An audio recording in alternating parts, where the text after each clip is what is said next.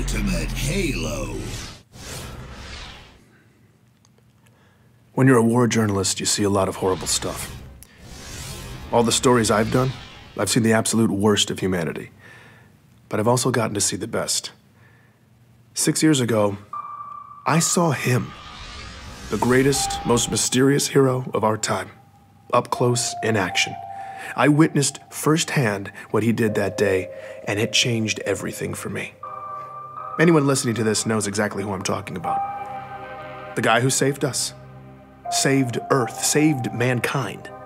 Master Chief Petty Officer Spartan 117, whom we now know is simply the Master Chief. A few months ago, I was hired to do an in-depth profile on the Chief.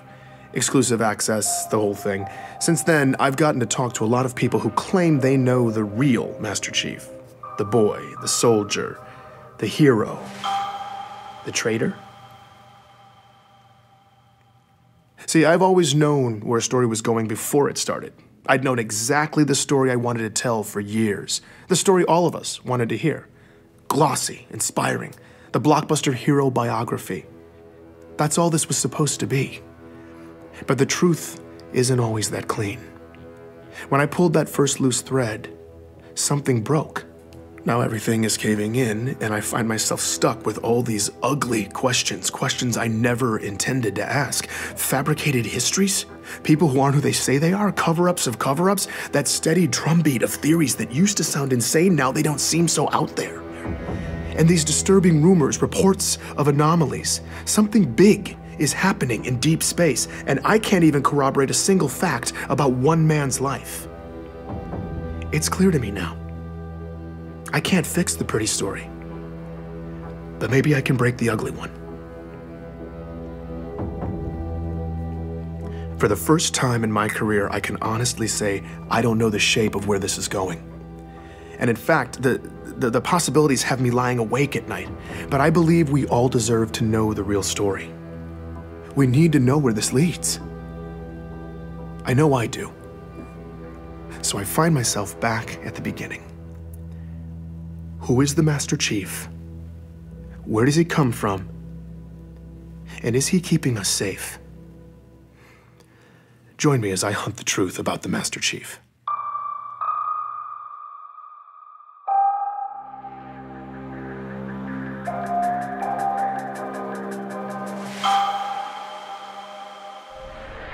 There's a story you tell yourself when the world blows up in your face. There's no way you could have seen it coming. No one could have, so there was no way to stop it. This is what lets you sleep at night. But go back in your mind to before it all happened. Replay it in your head, except this time, maybe you'll see it. Something small, out of place. Maybe it's just a single thread, but it's the truth. Nobody saw it coming when they arrived. An alien race known as the Covenant. Before 2552, there was no way anything like that could ever happen on Earth. On one of those distant planets in the outer colonies? Maybe. But an attack on Earth? Couldn't happen. Until it did. It's called glassing. Covenant warships rain plasma down on a planet until everything and everyone on the surface melts. Usually it's complete world destruction. Earth only got a taste. The prolonged orbital bombardment destroyed East Africa, killing millions before it ended. None of us were safe anymore. But something else happened that day too. Or someone. You've heard the eyewitness accounts. Every skeptic has seen the footage. I was there, and yet still to this day, it's unbelievable. A massive man in green armor appeared seemingly out of nowhere in New Mombasa, performed superhuman feats to single-handedly repel a global invasion and then disappeared? This was the Master Chief. The Unified Earth Government's military body, the UNSC, eventually released a statement. Who he is, where he came from, and that he's continuing to keep us safe. And that was that. But who is the Master Chief? Where did he come from? Is he continuing to keep us safe? I'm Benjamin Giraud, and this is Hunt the Truth. For all us cosmopolitan Earth types who don't venture into the far reaches of space, there's a planet way out in the outer colonies called Eridanus II. If you're thinking of visiting, don't bother. It was catastrophically glassed in a Covenant attack in 2530. But 19 years before it got wiped out, our hero, Master Chief Petty Officer John 117, then known as John, was born in a metropolis called Elysium City. That's where I started. Do I remember him? Oh, yeah, you don't forget a kid like that. That's Dion Govender. He chatted with me from his home in the outer colonies. Dion's retired now, but years ago he taught John at Elysium City Primary Education Facility number 119. Apparently schools in the outer colonies don't have the catchiest names. John was something else. He was sharp and quick, always evaluating the situation. The other kids just gravitated to him, you know? Dion seemed most excited to talk about John's athletic ability. The kids used to play King of the Hill after school. You know, the old game where you wrestle and push each other to try to be the last man standing. I would walk by sometimes, see him playing after school, you know, and without fail, I swear, it was always John standing alone at the top of that hill. Right. Every single day. Yeah. Matter of fact, I think the other kids ended up fighting for who got to be king halfway up the hill, because nobody was messing with John. I definitely remember John. You're going way... That's Ellie Bloom, another lifelong resident of the outer colonies. When she was young, she and John lived on the same street, just a few houses down.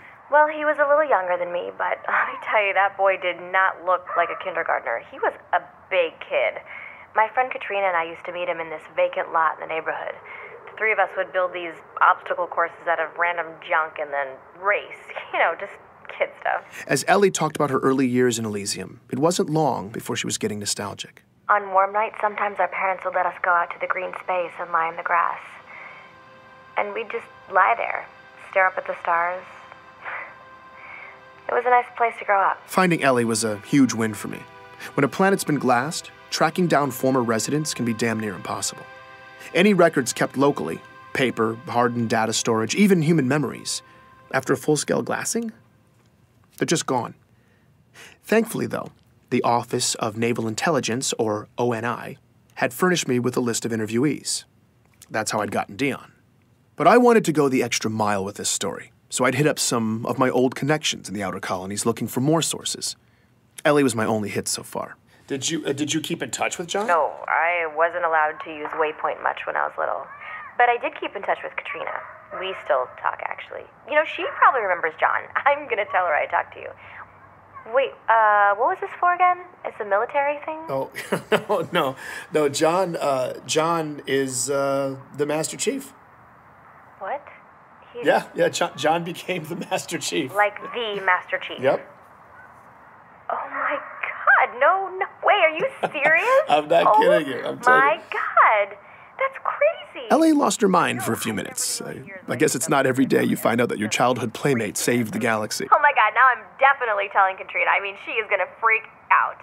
All right, so maybe Ellie wasn't gonna be much help. I needed more of the young warrior angle. Here's Dion again. The box's story. No, what's that? Okay, so. Not yet. I taught the primary kids, you know, right? But I also ran this boxing league at the high school. Uh-huh. You know, second week, we're doing drills in the gym. John walks in. Huh. Now, mind you, John is in 6th grade at the time. I say, hey, John, what's up? He says, I want to sign up for boxing. And I say, John, you're 12. You know, what are you talking about? But John was adamant. But I look at him and he ain't leaving. Right. So I said, okay, what the hell? Figure let it be a formative lesson for the kid. I don't know what. So I put him in the ring with one of the smaller guys. John pummeled this boy. It was over in about 15 seconds, okay?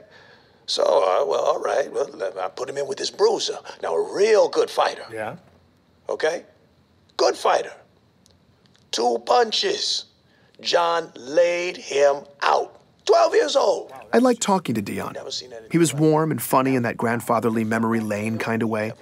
I realized I'd gotten lost in it all when the narrative took a dark turn. But then, one week, John just didn't show up. It was 25-24. John was 13. That's when the nightmare of the insurrection that had been plaguing the outer colonies finally landed on John's community. Under pressure from UNSC troops, the rebels were on their last leg, desperately seizing territory in the region and launching paranoid inquisitions to find spies. Civilian abductions and interrogations became commonplace. They would just, question you. Just these meaningless questions for hours and hours. Thomas Wu was living on a neighboring colony when the rebels showed up and hit hard, sweeping up Thomas and thousands of others in raids. What followed was months of horribly overcrowded detainment, neglect, and often constant questioning. Did you know this guy? What are the encryption codes for this system, that system? And you have no idea what they're even asking you. In the final couple months, Thomas says his captors started coming unhinged. And then toward the end, they just disappeared, They were gone. leaving Thomas and hundreds of others locked up, starving. I don't want to play this part of the interview, but I'll tell you, it got bad. He talks about being packed in like sardines, warm bodies, cold bodies, people dying in the dark, the smell. He doesn't know how long it lasted, maybe weeks, but Thomas and many others survived. They made it out. Well, we helped each other. We looked out for each other. And I mean that was the only way. We made it through to the liberation, and then we left. We never looked back. When I asked him where the survivors relocated to, Thomas began to list off which cities were safe for refugees at the time. Decades later, he can still recite them all from memory. I asked about John's hometown. Perth City. What about Elysium City? No. Insurrectionist cesspool. Yeah, no, they got it bad there. Dion Govender confirms this. In Elysium City, people just disappeared back then. Just happened. Once the insurrectionists took over, whole neighborhoods just got scooped up. This went on for months. Every day. He talks about watching his community get torn apart slowly, every day. I asked him about John. Yeah. Him and his parents. Sean missed the first practice and the last one. Back then, it seemed like everybody had... I'm sorry.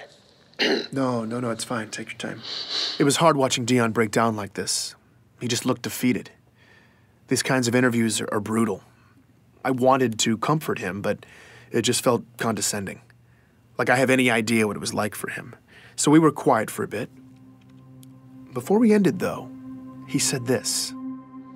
I think that if anything good can be said to have come from all of this, it's that everyone who went through it can know that their struggle wasn't for nothing. When you have a young man who can rise up from something like this and do what John has done, he honors all of us. Dion believed in John the way the rest of us believe in the Master Chief. He made it seem like this tragedy that shaped him was almost necessary. I certainly felt like I had the proper beginnings to a hero's origin story. The story made sense. It felt right. Sometimes you have to go back, though. Look again, because maybe you'll see something small, out of place, that single thread. Later that evening, after my interview with Dion, I was pretty drained, so I spent some time sifting through a bunch of file boxes. I'd paid this scavenger in the outer colonies to dig around and send over any Elysium City documents she could find. The only local government records left were hard copies, but I took them anyway. I was sorting through a messy box of local census registries when I stumbled across John's name. One line of basic information printed out in black and white. That's when I saw it. A single letter next to his name. D. I was staring at an official document that said quite plainly that in 2517, John died at 6 years old. Please join me for the next episode of Hunt the Truth.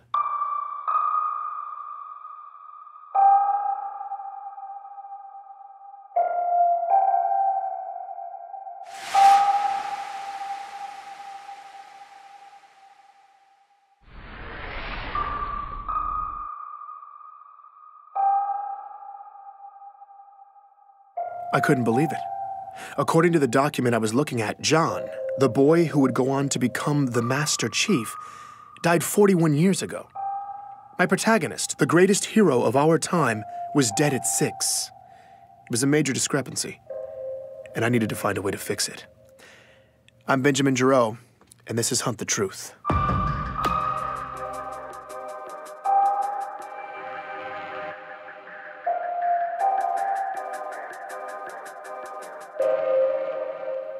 Continue to hold. If you ever happen to obtain sufficient clearance to call the Office of Naval Intelligence, you'll be on hold for at least an hour. If you ever happen to get a call from them, you will also wait an hour. And in the end, they never unblock the video, so you just end up talking to a really crisp insignia. I am waiting to talk with Michael Sullivan, hoping he can help me with my little records problem. Continue to hold. And it's been 85 minutes. Michael Sullivan, also known as Sully, works for the ONI in public relations. If it seems odd to you that the most secretive agency in our government has a PR department, you're not alone. But that's not something I'd mention to them. Besides, Sully had hooked me up with the assignment in the first place. I was grateful for the opportunity. Office of Naval Intelligence. Public Relations. Ben. Hi, Sully. Hey, yeah, thanks for taking my call. Absolutely. How are the sources? Up until this point, I'd had no problems with the story. All my facts had been lining up nicely, but now I had an obscure document from the far reaches of the galaxy that listed John as deceased. This contradicted everything. I needed Sully to make it make sense, and thankfully, he did just that. Welcome to the outer colonies.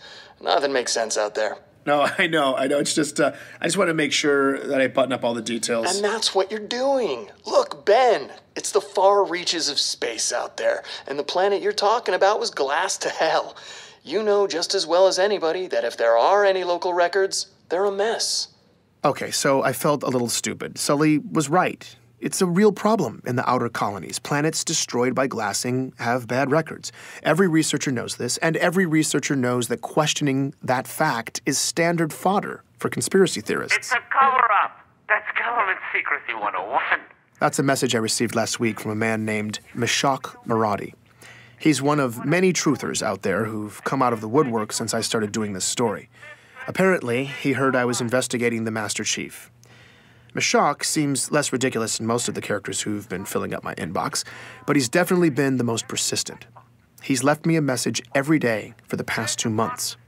I never respond, but I did find the timing of his last message pretty funny. Let me guess.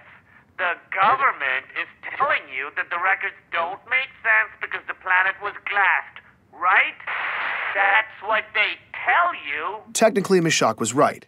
That was what the government was telling me. But unfortunately for Meshach's theory, it was true. Glassed planets have bad records. John's childhood friend, Ellie Bloom, has dealt with this reality her whole life. I recalled what she'd said in her interview. I mean, it can be hard enough out here trying to do business between planets that haven't been glassed. There's so much upheaval.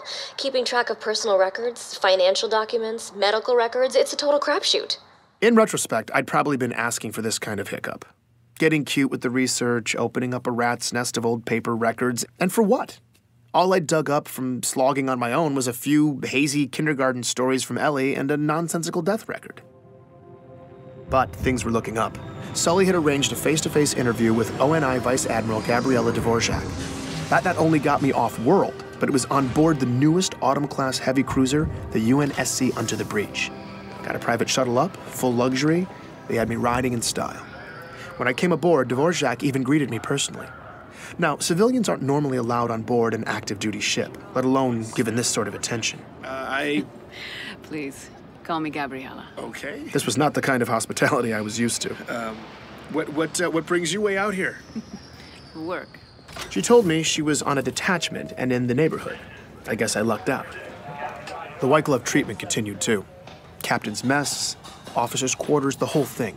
By the time we finally got to her office for the interview, Dvorak could have said anything, and I'd have been thrilled. But she's the real deal, and she jumped right into it. It was that finally moment. After all the fighting was done, I was helping lead all the prisoners out of the containers. As a lieutenant in the UNSC, Gabriella not only took part in the ground operations that freed John and countless others from the rebel labor camps in Elysium City, but she remembered the 13-year-old as well. She described the liberation. When you saw them, what had been done to them, you realized who you'd been fighting to save.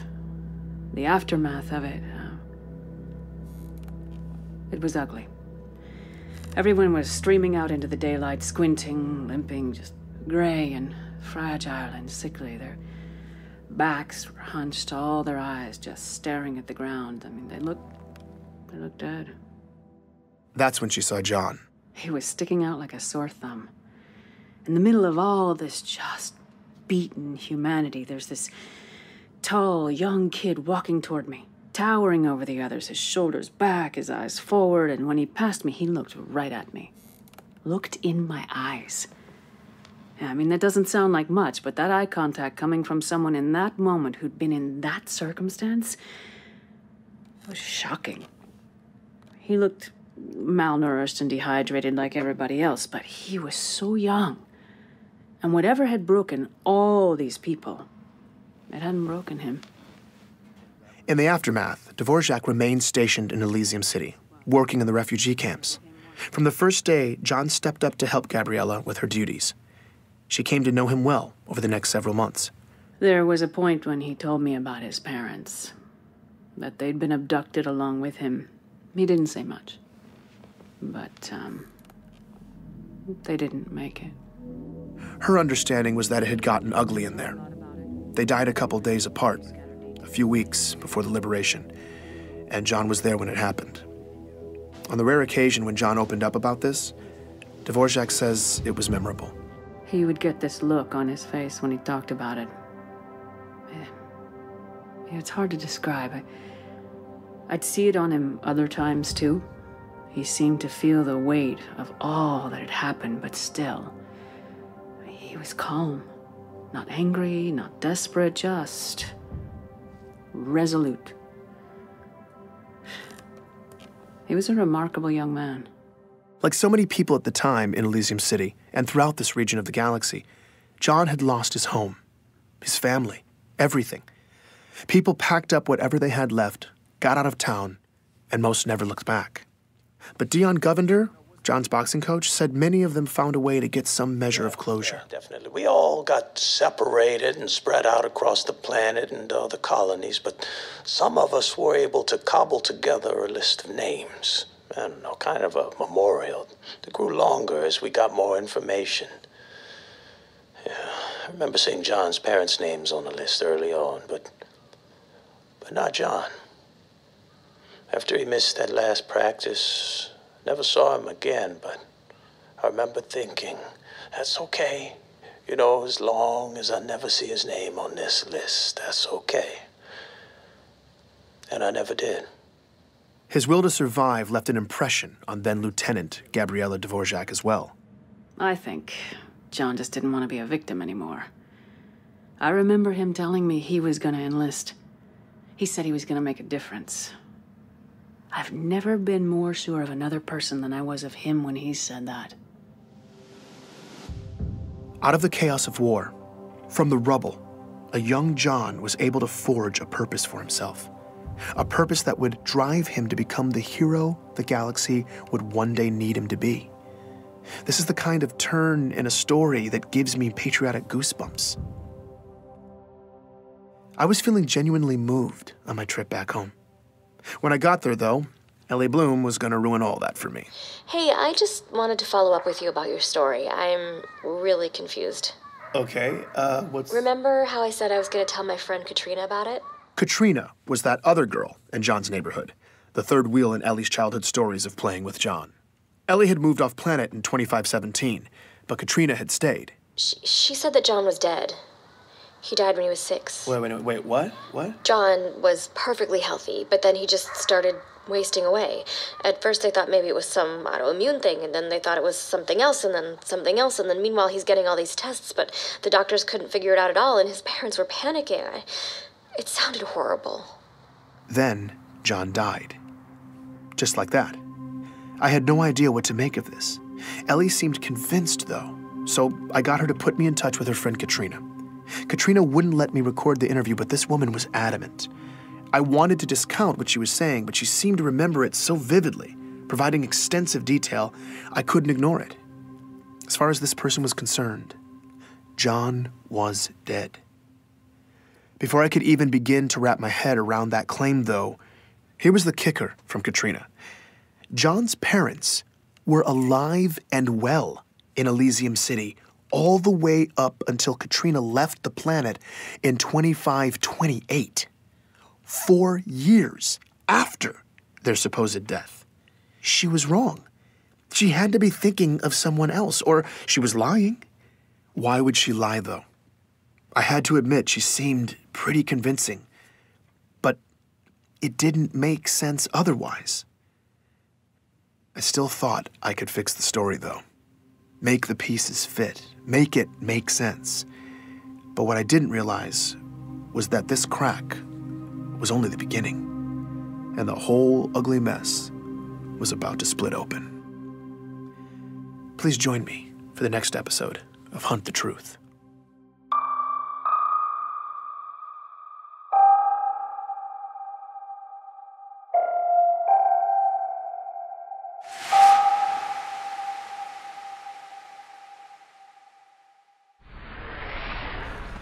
Ray, tell me you got something. Yeah, I do. Ray Kurzig is a good friend of mine and a completely emotionless robot. I mean that in the best way. As an independent analyst, he's the most efficient and resourceful researcher I know. That's why I'd sicked him on this story a few days earlier. I needed to debunk the claims of Ellie's friend Katrina. He was in the area on business, so he took the time to come down and meet with me at my home office. So Katrina told me that John died at 6 years old. Right. And his parents, who supposedly died in a rebel prison, were still alive years later. Right. No, this woman's ruining my story, Ray. Tell me why she's lying. Well, she's not. Ray had found copious financial records indicating that John's parents were not just alive past 25-24, but working and paying their bills.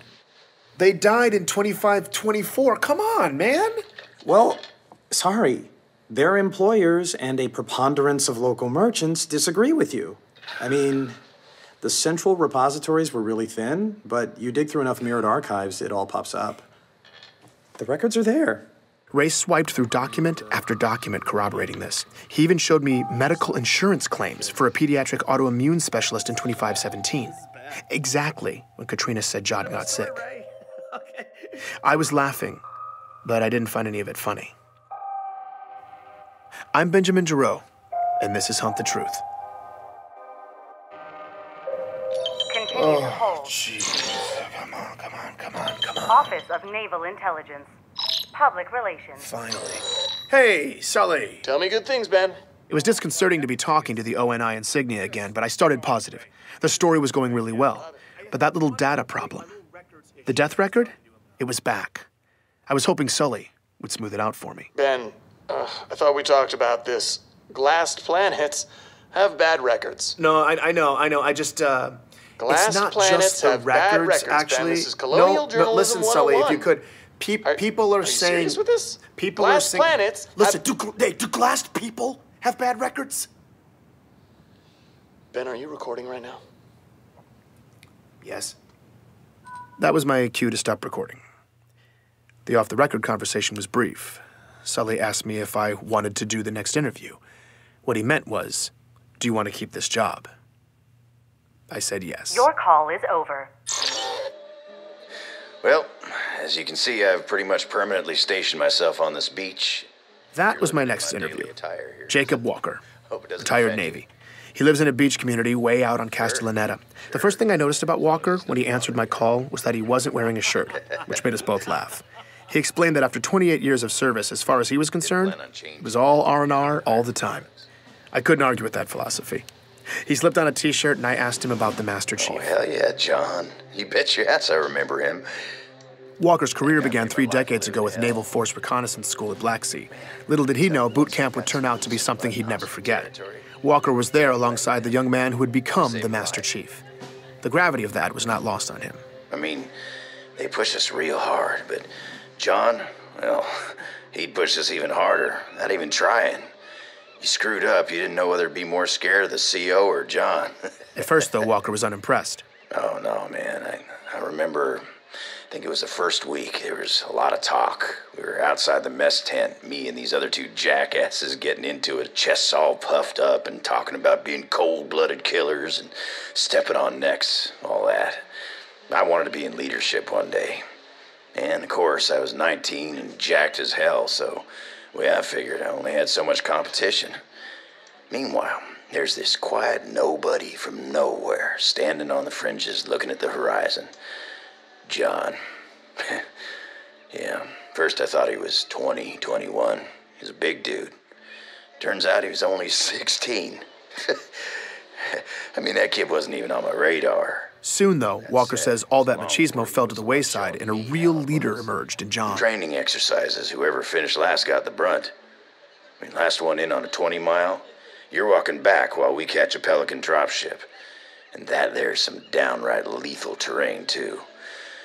Reach is, well, it was a tough planet. But John, man, he took lead every time. A lot of risk and responsibility. Didn't have to, but, hell, he did it. And then halfway in, he'd start to hang back, and help the stragglers. You're injured, whatever. He'd be right there helping you out. And then without fail, Walker says, John always made sure he came in last and took the punishment. He made us all want to follow his lead. Try harder and help each other. I mean, we're supposed to do that, but nobody ever really wanted to until then. Anyway, we did it. But taking the hit for the group, now that was John's thing. I only challenged him for the honor once. I never made that mistake again. Walker's in his early 50s now, but he seemed lit up with the energy of a much younger man. It seemed the will that he and the other recruits had, in a sense, borrowed from John so many years ago, was still inspiring Walker. It was remarkable. He knew John, lived with him for months, yet to him, John still seemed to be an almost mythical character. What he was able to do, getting back on his own like that in the pitch black, no nav equipment, man, he was inhuman. That kid was a monster. All right, they all were. Anthony Petrosky, a retired orbital drop shock trooper I found through Mishak Maradi. Yes, that Mishak Maradi, the truther who's been messaging me for months. And yes, I was pretty desperate for leads. We'll leave it at that. But Petrosky was definitely not on Sully's list of approved sources, so I went off-grid and contacted him through Chatternet. Here he is, talking about his only encounter with John. The kid was a freak. Can you be more specific? Yeah, I'd be happy to. Me and a bunch of guys were sparring in the gym one day, and there was this young kid there. I mean, I guess you could call him a kid. He was pretty jacked, but his face looked 12, maybe 13. 12 or 13? After enlisting, John didn't even finish boot camp until at least 17. Petrosky had to be wrong about his age, but I let it go. Anyway, I guess he was acting tough when one of the guys asked his name. He told him, but he kind of gave him attitude, right? So people start mouthing off. Next thing I know, CPO orders the kid and 4 of the guys into the ring because they were supposed to fight him. Hold on, Anthony. Wait, you're telling me that the CPO ordered 4 soldiers to fight a high school kid? No, a 12 or 13-year-old, like I said. Yeah, fine. Either way, the CPO ordered 4 ODSTs to fight a kid. You got it all wrong, okay? Because those 4 ODSTs were like lambs to the slaughter. What, John outfought them? No. It was way worse. As he tells it, the ODSTs did as they were ordered. They surrounded John, and one of them swung. What happened next, Petrosky says, defied explanation. Because the sound this kid's fist made, it sounded awful. Because they weren't like punches, they were like rapid fire explosions. Okay, I was across the gym, but I heard it. It was sick. Like meaty cracks in a drum roll. It was just like... One of the ODSTs sustained a single body blow that instantly stopped his heart, killing him. Another trooper only took 1 shot from John as well. A punch that caved in the man's face. 2 fatalities, 1 ODST with a cracked pelvis, and 1 with a shattered spine. That guy never walked again. No one had to break up the fight. It was over in less than 5 seconds. Wait, he killed them? What he did was impossible. What do you mean impossible? Like how? Like not human, all right? Like he was genetically augmented. So you're telling me that someone had augmented John? Someone had genetically augmented a child? Okay. No? Right. You think I'm lying? I believe Right. that's what you No, sure. honestly think Right. you saw, but... Look, here's the thing, Ben. I don't care if you believe me or not. This makes no difference in my world. I was there and you were somewhere else. So you're going to go write your little military cheerleader article, and I'm going to sit here and drink beer. So good luck. Petrosky left me with a bad taste in my mouth. Now, it's no shocker that Spartans go through a few augmentations and upgrades, but those are fully developed adults. Could a 17-year-old, probably still growing, even survive that kind of procedure? It seemed horribly risky, and what if what Petrosky was saying was true? And John was only 13. Well, that was one hell of an accusation to make, the ethical implications of which were nauseating. I was still thinking about it the next day when Ellie Bloom's name popped up on my call list. I'd let her listen to a rough version of my first episode, and she had feedback for me. I didn't want to risk anyone listening in, so I let the call go, then hit her back on ChatterNet. Well, 2 things. Okay. 2 major things. Okay, yeah. That boxing coach, Dion Govender, yeah. he's a liar. Okay. How is he lying? There wasn't any boxing at the high school. How do you know for sure? Because there wasn't any boxing on the entire planet. She'd said they'd outlawed it forever ago, after a kid got injured. Afterwards, there was a long-standing controversy over how youth boxing was illegal, but no one seemed to care about all the grav-ball concussions kids were getting. Regardless, by the turn of the century, she tells me nobody really boxed in Eridanus 2 anymore. She even gut-checks me, telling me to go ahead, ask anybody from the colony. They'd tell me the same thing. And there sure as hell wasn't a league for kids to do it at the high school. That's like saying there was a gun range at the toy store. It just didn't happen. And the other thing, those kidnappings by rebels in Elysium also didn't happen. Hold on. I know that's not true. You're wrong. Okay, the insurrection had a well-documented presence in Elysium. Yeah, they did, politically. They worked to influence local policy. It got tense. There was occasional violence, but nobody was abducted. We lucked out. It was peaceful. That's why Elysium was refugee central. So boxing coach, total liar. I needed to verify what she was saying, but I had the gnawing sense she was telling the truth again. But what did this mean? If she was right and none of that happened, the whole story was wrong. And terrifyingly, that would mean someone had fabricated all of it. I needed explanations from my previous sources, and I needed them now. I tried to reach Dion, the boxing coach, no response. Gabriella Dvorak, the lieutenant who liberated John, in the field, unreachable. So I tried detainment survivor Thomas Wu. He answered. Hello? Hi, Thomas? Who is this? Yeah, I'm sorry to call so late. Is it late there? I just need to ask you something really quickly. Okay. I had no idea what I was going to ask. Okay, do you know for absolute certain that Elysium suffered the same fate as your town? Yeah, I told you that. I know, but Thomas, I spoke to people who were in Elysium, and they said that wasn't true. Now, look, I know you went through a lot, but I want to know the truth. Okay. Do you know for absolute certain that Elysium City was under the violent control of insurrectionists? Look, what I told you before, that is the best I can remember. No, I'm sorry, but I don't believe that. You remembered it all perfectly. You rattled off the name of every single safe haven city in that region, and you only hesitated once. I was completely making this part up. I was going for broke. You only hesitated where you would have said Elysium City, right? I mean, look, I don't know for sure. But Elysium wasn't captured by the insurrectionists, was it? Hey, what are you, defending them? I'm definitely not defending... You know, after what they did, you're going to defend them? They left us locked up for weeks. They let all those people just die. And they did that all over the outer colonies. I mean, what does it matter if it was Elysium or somewhere else after everything that they did? Thomas, look, I'm sorry. I'm sorry that I have to bring it up. I just want peace of mind for my family. That's all I want. It's just... Wait, I I don't understand. How does lying about insurrectionists in Elysium buy you peace of mind for your family? At that moment, Thomas suddenly seemed to become entirely lucid, and his tone changed completely. I shouldn't be talking to you. No, wait, Thomas, hold on. I can't. Leave us alone. I suddenly became lucid myself, with a single awful realization. That entire conversation had just taken place over Waypoint. Anyone could have been listening. Please join me for the next episode of Hunt the Truth.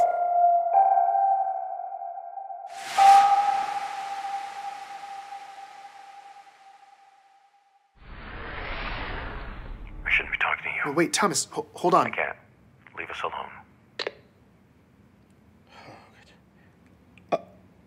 No. No, God, no way that you did not just... If you want privacy online, ChatterNet is a pretty good bet. Damn it. Not foolproof, but relatively difficult for the government to monitor. Waypoint, on the other hand, is wide open. Supposedly, the Office of Naval Intelligence has software on the network capable of listening to every single conversation galaxy-wide. And if you say the wrong thing, the conversation gets flagged. Oh, God, what did I just do? What I had just done was conduct an unsanctioned follow-up interview with a survivor of a war camp, accused him of lying about it, basically got him to admit that lie, and then ended by possibly implicating my employer, the most powerful military agency in history, in either bribery or coercion. I'd done all of that on Waypoint. I thought I was going to throw up. Wait a minute. Maybe it wasn't that bad. I went and listened back. Would they flag that word? What about that one? That phrase sounds bad by itself, but not in context. They factor in tone of voice, right? I was sitting there, emotionally guessing how an insanely sophisticated algorithm is weighted. Basically, I was trying to outsmart a legion of robots. Damn it, Ben. It was too late. Those words were gone. That data had been processed. And I had either been flagged or I hadn't. I had no idea what would happen next. I'm Benjamin Giraud, and this is Hunt the Truth.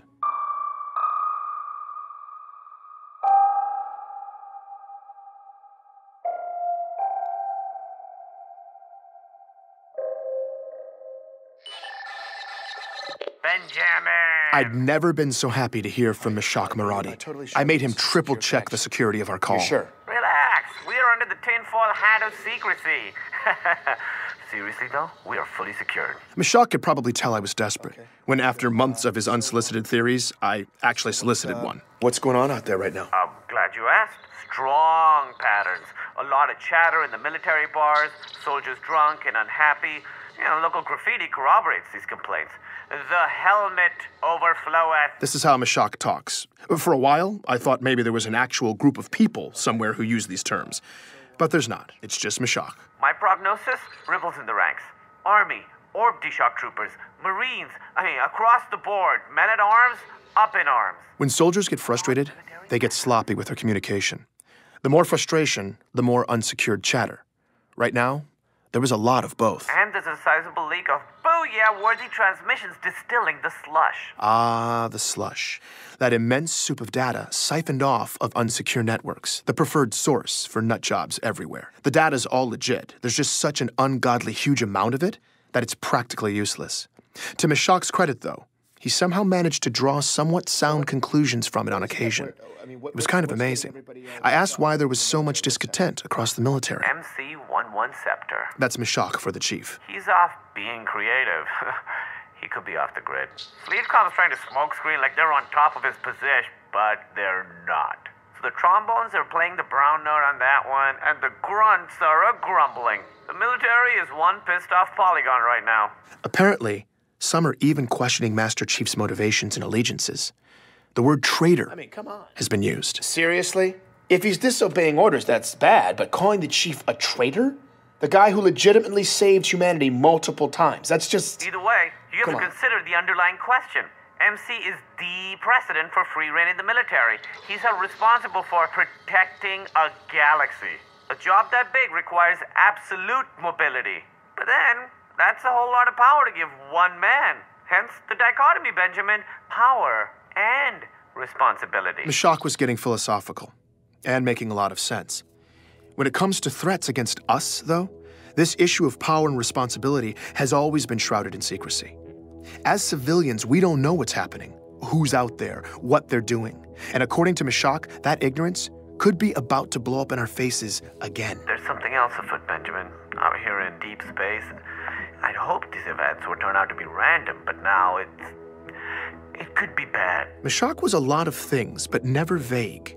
I asked him what sort of bad he was talking about. Electromagnetic fluctuations, slip spacious disruption, epidemic data corruption, all of it. I mean, you know, what's happening? It's quiet, it's slight, but it's affecting everything. Ripples on a gigantic scale. I'm talking whole star systems. It's just, I don't want to say I'm frightened. You know what I mean? But to be honest... I'm sorry, Mashak. Hold on a second. Just hold on. As Mashak's sketch of a horrifying reality started to emerge, the last thing I wanted to do was interrupt him, but I'd just been reminded of a more immediate, horrifying reality. From Sully, an event on my calendar, no message. Oh no. My stomach dropped. My flight to ONI's Boston headquarters left in 3 hours. They were calling me in. This had never happened to me before. I said goodbye to Mashak. It now seemed painfully clear that my waypoint conversation with Thomas Wu had been flagged. By the time I landed on Earth, I was one giant ulcer. I'd spent every sleepless hour of the flight running over everything in my head. The conflicting stories I'd heard, the gut-twisting possibilities of what would happen in Boston. I looked and felt like death. All I was looking forward to at this point was Petra Janicek. I'd hit her up right before I left, asked if she'd meet me near the ONI campus. Thankfully, she said yes. Petra and I are in the same line of work. We make the government look good. The last time I saw her was 6 years ago in New Mombasa, the day it happened. We were both there. We both saw the chief do what he did. But afterwards, while I retreated to a quiet little hamlet across the galaxy, Petra stuck around and made a name for herself. I was hoping she could throw me a lifeline, so I threw some cold water on my face, pulled myself together, and met up with her at a local pub. You know, for a guy just returning from a 6-year spirit walk in deep space, I'm impressed. You actually showed up on time. Same old Petra. She already knew I'd gotten the Master Chief assignment, and she was not happy. Apparently, she was still waiting for her face-to-face exclusive with the chief. I refrained from laughing out loud at that little fantasy, but she continued with the ball-busting anyway. So why are you here? No, wait, let me guess. Let me guess the title of your story. Heroism Untold. It's something like that.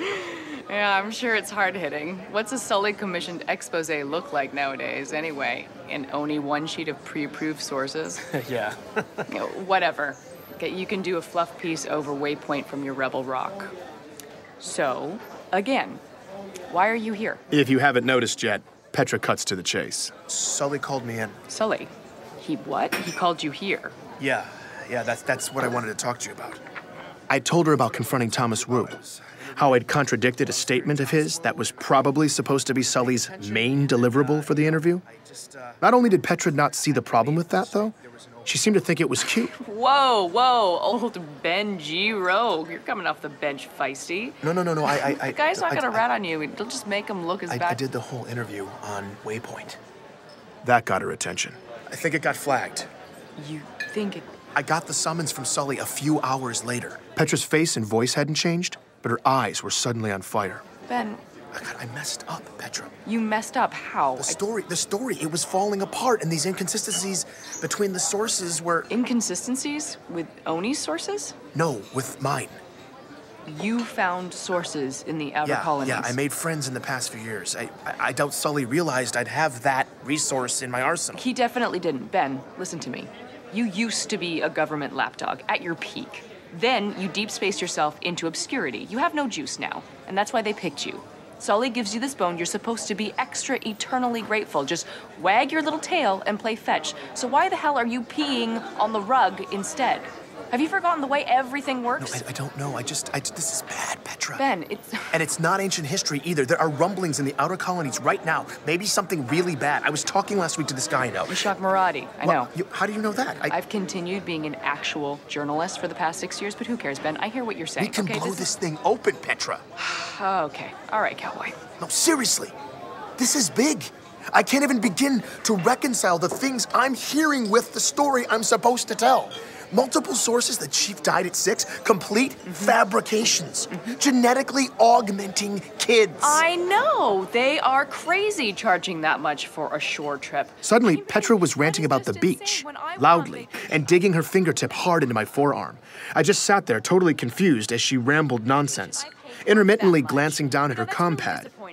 What was happening? In there and negotiate a better rate. Because seriously, then I understood. When I think about all the money you could have saved, it really ain't. And I froze. I don't even understand why they would charge you that much. They were listening. My entire family. I'd figured there were cameras on us. There were always everywhere here. But there was full audio surveillance now, too? Is that even possible? She glanced down at her compad one last time. Don't put up with it. Ben. Are there ears on us? There were for the last 45 seconds, but there's always eyes everywhere, so don't look so dramatic.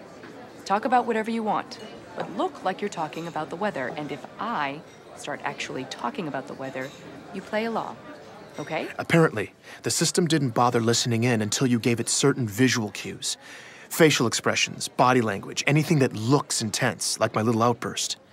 The video flags it, and your conversation gets temporarily isolated. Petra's vacay babbling had just saved my ass.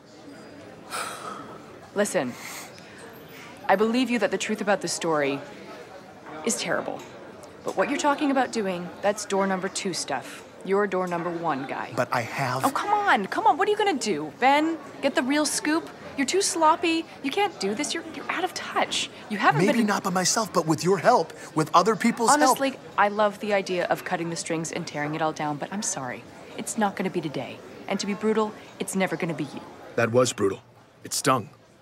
I got pissed. And then I immediately knew she was right. Ben, take the money. Do your job. God, oh God, oh God. I'm supposed to walk over there right now. Just tell Sully you were drunk. You were trying to get a rise out of the guy. Something. Just play stupid. Besides, you don't know you got flagged. This meeting could just be a coincidence. They called me in. This is so weird. You'll be fine. The worst thing they'll... I've never called... Hey, Ben, the worst thing they'll do is kill the story and cut you from rotation. That's probably it. I mean, I can't imagine they would... No, you'll be fine. Just be a good dog. Knock 'em dead. I'll get the bill. Thanks, Petra. But Ben, if I were you, I'd upload whatever you got on the story before you go in. Just send backups to someone you trust, you know, just in case. That was the closest thing to concern I'd ever heard from Petra. I immediately took her advice and was queuing up all my files to transfer to Ray as I crossed Torrenia Avenue toward ONI. The campus was integrated right into the city. A courtyard of dark buildings, mature oak trees, grass, walkways. It just looked like a campus. The only thing different about it was the sidewalk. Twice as wide as it was across the street. And the inner half of the pavement was black stone, a thick, dark border, several feet wide that surrounded the whole complex. I walked right up to the obsidian half of the sidewalk and stopped. Something was off about the courtyard in front of me, like something was missing. I looked both directions down the sidewalk. There were no fences or guards. Plenty of pedestrians, seemingly none of them paying any attention to the complex as they passed. Except for one tiny thing. None of them, not a single one of the dozens of white-collar workers and shoppers and parents and kids walking up and down that sidewalk laid a foot anywhere near the black half of the pavement. On a 20-foot wide walkway, they were all moving single file right up against the curb. I turned and looked back at the campus, listening. No birds. That's what was missing. There were no birds in the trees. In fact, there was no sound in the air at all. Nothing moved. I stood at the edge of the obsidian. I had no choice. I swiped the transfer folder over to Ray's hard drive, took a deep breath, and crossed the black line. Please join me for the next episode of Hunt the Truth.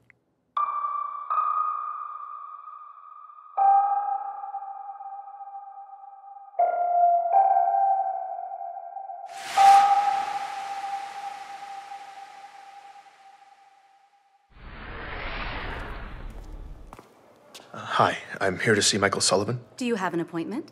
Yes, I'm Ben Giraud. I have a 1 o'clock. Checking in with a receptionist at the Office of Naval Intelligence is a bizarre formality. Announcing myself, her asking me who I was there to see, it was all just an antiquated conversation, part of their efforts to put a more human face on the operation. In reality, surveillance knew where I'd been every minute since I'd stepped onto transit back at home. Throughout the morning, as I'd made my way from the Boston terminal, this receptionist had likely been prompted with dynamic updates of my exact arrival time, deviations from my optimal course, bathroom breaks, my average walking speed, however they did it. They'd been expecting me. I'll let him know you're here, Ben. Okay, thank you. The whole ONI facility was sleek and stark. Everywhere you look, it's sharp lines, the highest quality materials. Most striking, though, was the overwhelming amount of space and silence. This waiting area was particularly sparse. 2 minimalist carbon fiber chairs set 20 feet from each other. I also noticed the seats seemed oddly low to the ground. I picked one and sat down. This chair was really low to the ground. It was awkward. I was probably looking at 60 to 90 minutes of customary wait time here, and squatting like this was not going to help my anxiety level. But I was just pulling up some busy work when the door behind reception suddenly slid open. Ben, Mr. Sullivan will see you now. Now? Yes. I awkwardly struggled up from the chair and crossed the room. My heart was racing. Thank you. She didn't respond. I stepped into a narrow, empty hallway full of closed doors. I was about to turn around and ask where I was supposed to go, but the door immediately closed behind me. The lighting in the hallway shifted, indicating a closed door at the far end. I walked down the hallway past what I assumed were offices. Everything was soundproof, though, so I had no idea if there were actually people working in there. When I got to the end of the hall, Sullivan's door opened at the last possible second. When I walked in, Sullivan didn't look up. He was sitting behind his desk, intently working on his compad. Hey. Ben, I'm glad you made it. I stood there awkwardly for a bit. I realized that this must be the room he'd always talked to me from. It was furnished as minimally as the rest of the building. There were a few shreds of actual personality on display behind him, though. A couple of knickknacks and this antique, simulated analog clock. Sullivan still hadn't looked up. Should I? Make yourself comfortable. Okay, yeah. He continued swiping on his compad. I sat down in the chair, just like the other one. My knees were at my ears. I felt oddly far from his desk, too. I tried some small talk. If I didn't take you for an antiques guy, Sullivan, where'd you get the clock? I've always had it. Nice. So, how's the story, Ben? It's good. You getting what you need? Absolutely. Want to make sure you're getting all your questions answered. Great. No, yeah, I am. I mean, Perfect. I was still desperately trying to figure out what was happening when Sullivan stopped swiping. He looked up at me for the first time, and he had this little twinkle in his eye. There's someone who'd like to talk to you, Ben. I'm Benjamin Giraud, and this is Hunt the Truth.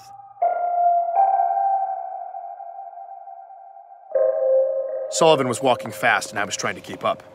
The buildings were all connected underground, and the whole complex was far bigger than it had seemed outside.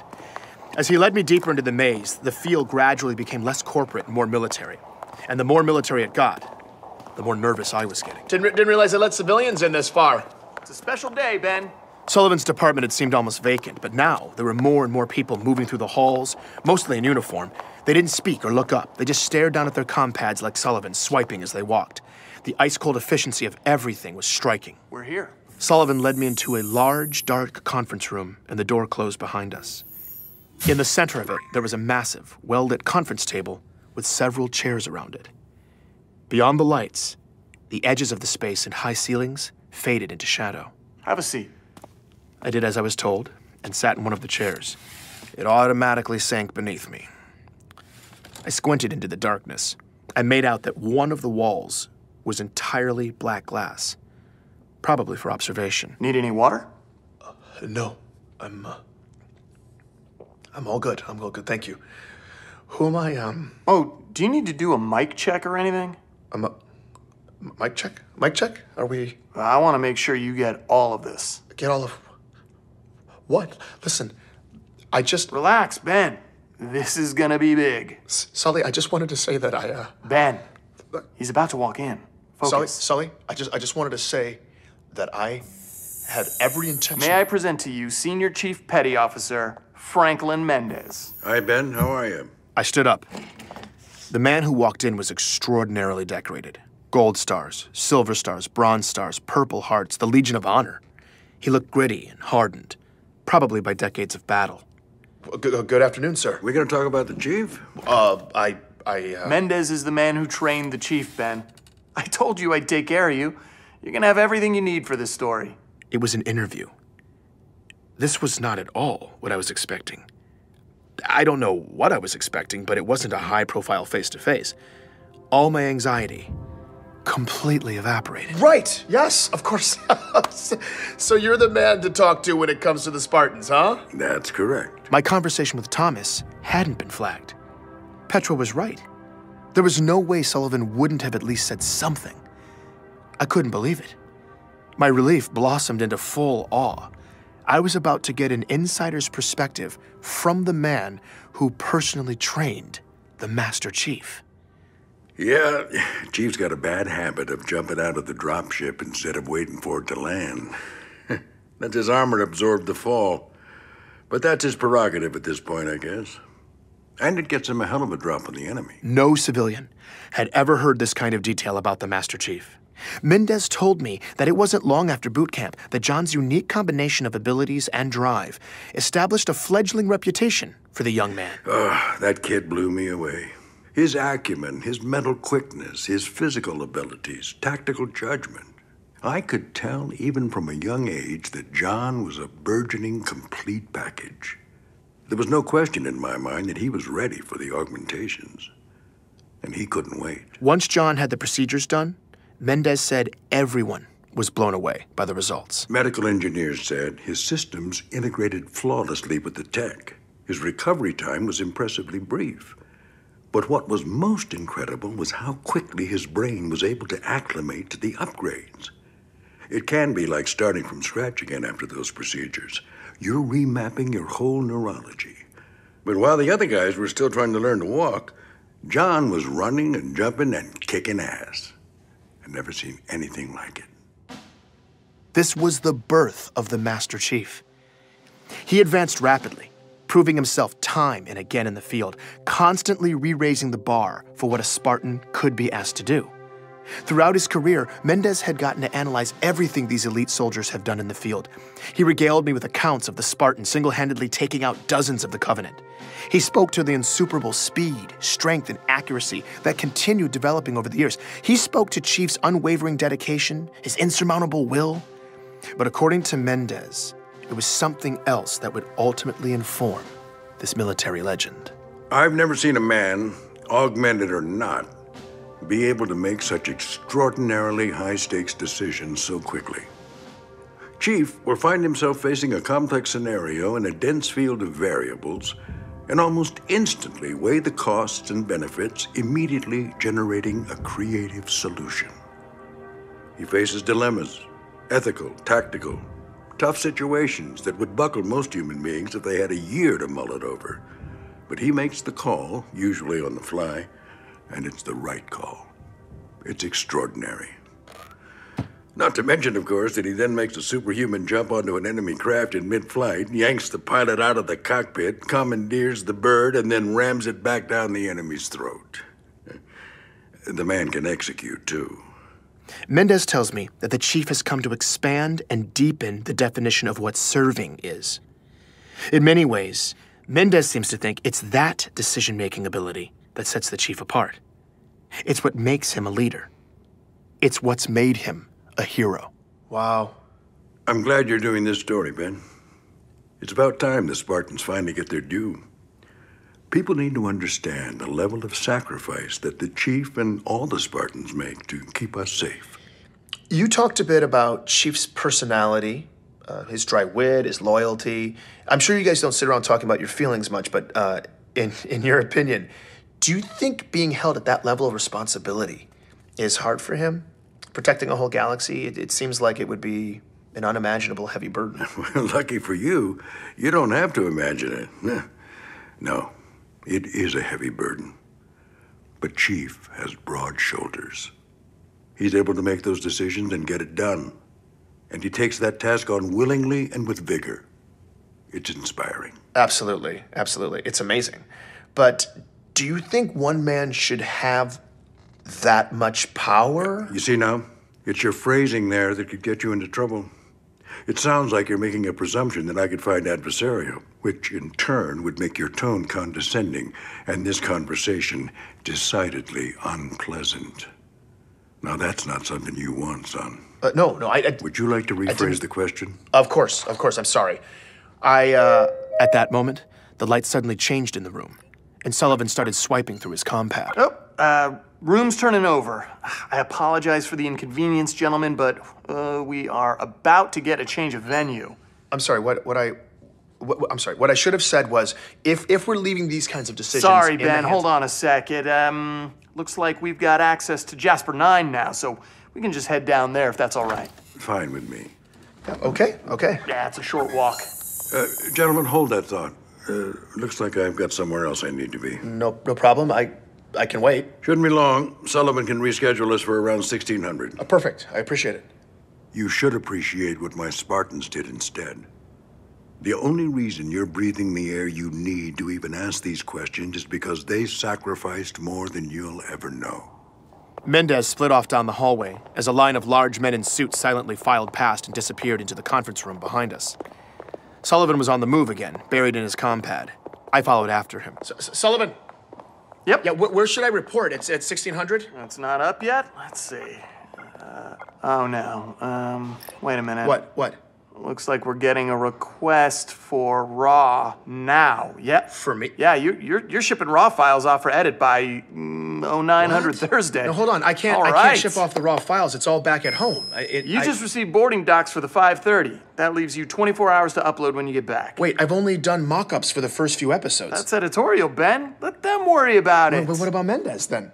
That was awesome. But I didn't finish. You got amazing stuff from him, man. Killer interview. Love it. If the other stuff is even half that good, the story's going full distribution, wide stream. Okay, I know. I'm still in the middle of it though, so I can just wait for him. Sullivan, I can wait here and finish the interview with Mendez. I've got time. Sullivan stopped walking when I said that. He turned around and walked right up to me.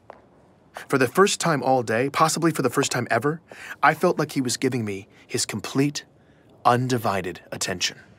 Ben, you don't have time. You have a deadline and a boarding pass for the 5:30. Okay?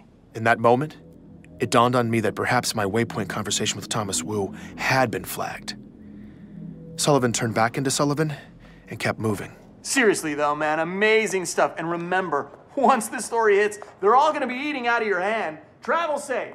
You earned this, buddy. For those of you who don't speak ONI, that was me getting fired. Your pass will expire in 9 minutes. And according to the AI, I was no longer a welcome guest. I was about to take the long trip home. Taking a second interstellar trip after less than 24 hours sucks enough when you haven't just lost your job. Once I was buckled in, all I wanted to do was get some sleep. But as we started to lift off the platform, something was bothering me. Actually, it was someone. So there's a guy complaining to the attendant in the next cabin. It sounds like he's on his first trip out of the solar system. These long flights to the edges of the inner colonies from Earth always had at least one that guy. Some entitled Earth VIP who feels the need to yell about the outrageous inconveniences of slip space travel. So I definitely recognize his voice. It took me a minute, but that's gotta be him? I think it's Jacob Walker. Jacob Walker. The military retiree I'd spoken to a few weeks back, the happy beach bum who'd been in boot camp with John. That didn't make sense, though. He was on permanent vacation near Saturn. Walker was the last man I'd expect to see on a flight leaving Earth. So I'm about to take off here, but I gotta know for sure. I unfastened the belts, made my way down the aisle, and when I peeked around the partition, I saw him, sitting there arguing with the attendant. But this man was wearing a suit and tie, and his hair was combed neatly on his head. He looked nothing like the unkempt Walker I saw during our interview. I went for it anyway. I'm not trying to be difficult here, but you Jacob? can't have air quality this bad and expect that... There's nothing that I can do about the air quality. Jacob Walker? All the color drained out of the man's face. Sir, you need to sit down. Jacob Walker? If you're thinking I was mistaken and I just freaked out some random business traveler, listen to his reaction when I tell him who I am. Ben Giraud. We talked a few weeks ago? Oh, yeah, of course. Old boot camp stories. Yeah, I remember you. That was the Walker I remembered. Are you here on business or something? Walker bumbled awkwardly in the conversation. It looked like he desperately wanted to get away, but he was stuck there. No, what are you doing here on Earth? Oh, I'm just, taking a little trip. Sir, we are airborne. Please take your seat. I thought you were retired. Yeah, I am. That's right, but... Oh, hey, Ben, I thought you were permanently stationed on a beach. Yeah, Sir, last warning. You need to sit down immediately. Okay, hold on a second, all right? No, you're done. No, just don't touch, what are you doing? Oh. That's when the flight crew sedated me. I blacked out, and my conversation with Walker was over. I woke up in the terminal, back at home, with a pounding headache. By the time I got back to my place, I had a nasty surprise in my inbox, too. It was an order from the Inner Territories Transportation Administration. Notice of violation. Benjamin Giraud. This is to inform you that attached is an ITTA order assessing civil penalties for the in-flight incident? What? Oh, God, they're fining me 50,000 credits? At least ONI was paying me well for the story. I checked the time. I still had 23 hours to deliver the raw files to Sullivan.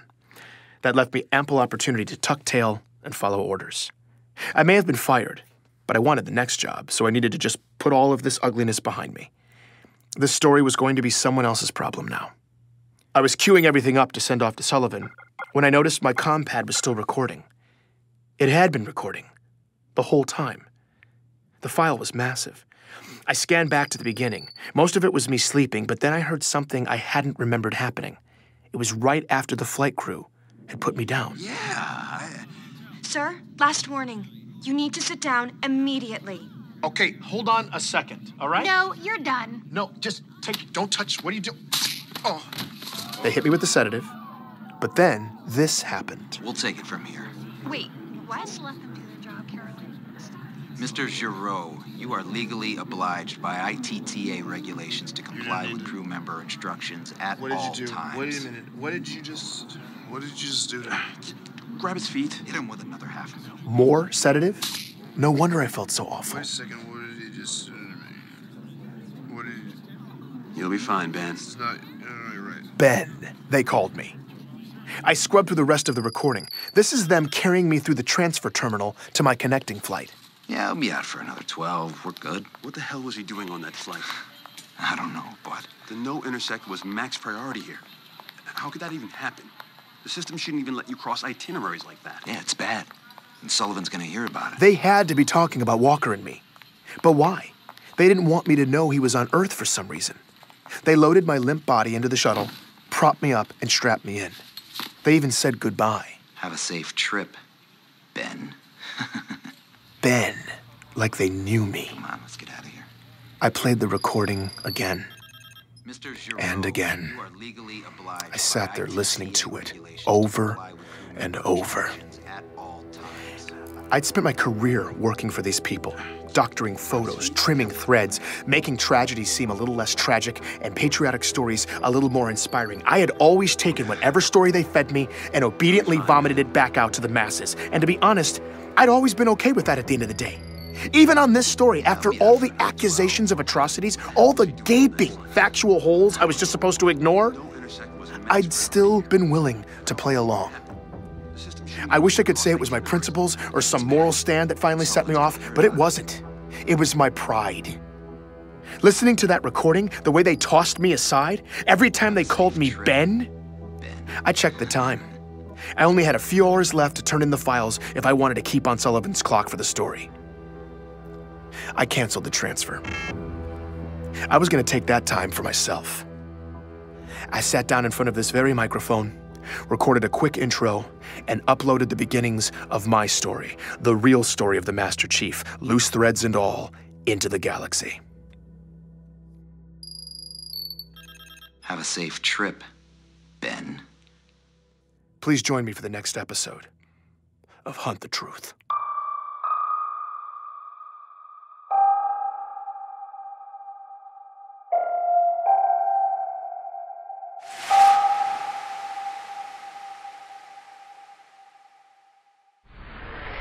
It doesn't matter who's lying or who you think is lying. The Master Chief saved the world, and you managed to what? Stir up a couple nuts and get some idiots to call you up?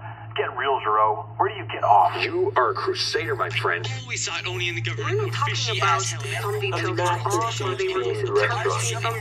Chief single-handedly made sure Either the craziest man I've ever heard of in my life, or They've been inundating my inbox with messages like these around the clock for the past 4 days. Voices from all corners of inhabited space, a staggering sample size of factual testimonials, and a deluge of theories in every shape and color imaginable. Please, just stay safe. Earlier this week, I released the beginning of my story, the hunt for truth about the Master Chief, posing a large, messy question to anyone who might listen. And now, even though I wasn't sure how to process all of it, answers were flooding in. I suddenly had direct access to a hive mind that spanned the galaxy, and it was buzzing loud. Great work on the show. It's a sick pantomime. This has to stop. Before that, though, it had been quiet. Holding myself up at my place as I got the episodes ready, I only talked to 2 people. Petra called to make sure I'd made it back from ONI in one piece, and I called Ray about the fiasco on my flight. He said he'd start digging into Walker's identity. I didn't tell either of them about my plan. No one knew. After blowing past my deadline to turn in all the files to my employer, I'd been ducking calls from Sully's office, buying time to finish up. Right before I uploaded the story, I was still confident ONI had no idea what was about to happen, when I got one final message from Michael Sullivan himself. Ben, so, we missed that deadline. Higher-ups weren't happy, you know. They do call them deadlines for a reason, that kind of thing. I told them, Ben understands how deadlines work. Said you were having a little personal problem. I managed to convince them to extend the deadline until tomorrow. One-time deal. You know, it really seems like the story's at a critical juncture right now, and depending on what happens next, I think some big things could be on the horizon for you. I'm excited. Anyway, just checking in one last time. I hope you're doing well, buddy. Talk soon. All the thoughts I'd been avoiding, the possibilities of how ONI would deal with this, started creeping up my throat, but I pushed them down. I took all of that extremely sensitive government property, audio that had been narrated with my perspective instead of propaganda, and I uploaded it all onto the open network. Sully's office stopped calling. I hadn't heard a familiar voice since. Sitting here, listening to all these messages pour in, I was feeling alone, intermittently terrified, and absolutely thrilled. I'd gone through door number 2, and now I needed to make the most of it. Keep up the good work. I support you. I'm Benjamin Giraud, and this is Hunt the Truth.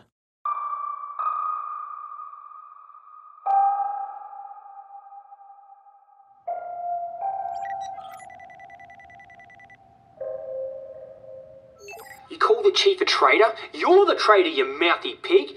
Do the galaxy a favor. Sign up for good, strip naked, and jettison your treasonous ass out into space. Journalists. Oh, I bloody hate journalists. It was fascinating, and often bewildering, to listen to everyone's theories on the truth. But I've been way more excited to use all this feedback to figure out the facts, this rat's nest I'd been left with. Message after message confirmed what Ellie had said. Every outer colonist who'd heard this story seemed to agree. There were no insurrectionist abductions in John City. There was no boxing on John's planet, and yes, glassed planets have bad records. Taken together, all these messages were starting to give me a clearer picture. Between the witnesses I'd been provided and all the central government records, one thing was clear. ONI was telling an elaborate lie. But why? To cover up what? Listeners had clearly drawn the outlines of this fiction, but the most resonant takeaway from all those messages was something else. A strong indictment of one person. The only person who placed John alive in Elysium from the ages of 6 to 13. Dion, the boxing coach? He's a liar. He's a liar. I didn't even know what boxing was until I moved off-world. Ellie had been right again. There was absolutely no boxing on Eridanus 2. And if Dion's whole story was fake, and you took it with Gabriella's story, what was the ONI lie? No one has disputed the first 6 years of the Chief's life yet. So the question I'm left with is, what really happened to this young man between the ages of 6 and his first day of boot camp at 16? It was something that ONI wanted to conceal. And I had no idea where to start. John was something else. I was struck by something, though. If Dion's entire story had been discredited, that would make him not only a liar, but a terrifyingly good one. I went back and listened to the recordings. I'd been so convinced by his emotion at the time, he had moved me. Even more strangely, now that I knew he wasn't making a single true statement as I listened to him talk, I still found myself believing that he believed what he was saying. It was chilling. Who the hell was this man? And then I heard from others who claimed they knew him. Is that old man that owned Gubby's and knew Jay? I used to get drunk all the time in front of that place. That guy's crazy. Dude, Gubby's! That's my cousin's old boxing coach, man. That man was an institution in our neighborhood. But then you're up there blasting the guy like you and that Ellie. So what? His story doesn't make sense. You gotta be like 85 years old by now. Feel good about yourself, jackass. Was Dion telling some version of the truth? Had ONI actually gotten a vulnerable man to tell all these lies? And not just tell them, but believe them. Convince him that a fake story about his own life was real? No matter what, though, Dion had been completely discredited, and my understanding of the Master Chief's origin story was now in shambles. Maybe if I focused on the lies, I could find the truth. So I was putting all my faith in Ray. Thankfully, he was already making his way to my place. While I waited for him, I was trying to figure out how the cover-up had come to be. And I'd stumbled on some theories. Ray, it's great to see you. Thanks for coming. By the time Ray got there, I was pretty worked up. I asked him to hold off on his updates about Walker until I could get him up to speed. I really wanted him to vet what I'd been working on. Listening back now, I realized I didn't even give Ray a chance to talk. I guess after isolating myself for the past several days, I'd let my manners slip. You are the best. You are the best, man. Have a seat, okay? Do you need help? Ray was trying to figure out where to sit. Apparently, I let my housekeeping slide a bit, too. Okay, let me just... Okay, this doesn't need to be here. Now, simple question. What do I know about the Chief's origin story? Ben. It's this. Only 2 sources put him alive in Elysium between the ages of 6 and his enlistment at 16. They are Dion and Gabriella Dvorak. Dion's been completely discredited. And Gabriella's story requires a rebel labor camp in Elysium City that never existed. So the most convincing thing we've heard about John's childhood is that he died at 6. That's when I hit Ray with my theories about who John could be, why the stories didn't line up. I'd even reverse-engineered my own version of an ONI cover-up, and I hit every last detail. And you control the journalist. So even if there was a loose thread, no one you'd ever hire would have the slightest idea how to find it in the outer colonies. In retrospect, they weren't good theories. They had a lot of valid pieces, sure, but they were mostly unprovable. And by sharing them with Ray, I was only adding more confusion to the mix. Ray was extraordinarily patient with me, sitting there, listening. It all brought me to one crucial, completely unreasonable research request, at which point Ray looked like he'd been hit by a tornado. Would it be possible to access the Master Chief's genetic profile and John's parents' genetic profiles for medical records and compare the two, without drawing suspicion? What? Ben, I'm sorry, man, but I really can't help you anymore. What? Why? I just came over to give you this information. Walker totally checks out. full military records. His enlistment puts him on reach for boot camp at the same time as John. It all checks out. Gabriella, too. But no, see, but they're lying. I mean, everything with Walker on the flight? He's not who he says he is. You heard it, Ray. And Gabriella's been completely invalidated by tons of independent actual people who actually live on Elysium. I mean... Even if that's true, someone has covered up those tracks. I was unable to discredit their identities. Okay, fine. But what about Dion? All the messages, people who knew him? Ray, the real guy. Oh, and I must have completely preyed on some poor senior citizen, and I mean... No, Ben. Wait, what is that? There was a noise coming from just outside my door. Ray turned pale. My heart started pounding. I think somebody's out there. Ray was completely frozen. I had no idea what to do. I was debating between turning off the lights and hiding or jumping from the bedroom window, and we ran out of time. Oh, you whoa, wait. Line, Ben. No, wait, Petra. You didn't think I'd find out, huh? Petra. You recorded me? What? When I was helping you? God, you wormy bastard! Oh, no, Petra, no, I'm sorry. I didn't even think about it. You didn't even think about it? No, I didn't. I just... So you pointed your... Sit down, Ray. Okay. So basically, you pointed your compad at my face, and you weren't really thinking about it? Now you know, as well as anyone, Ben, that you could use someone's words to destroy them. In that way, isn't your compad kind of like a gun?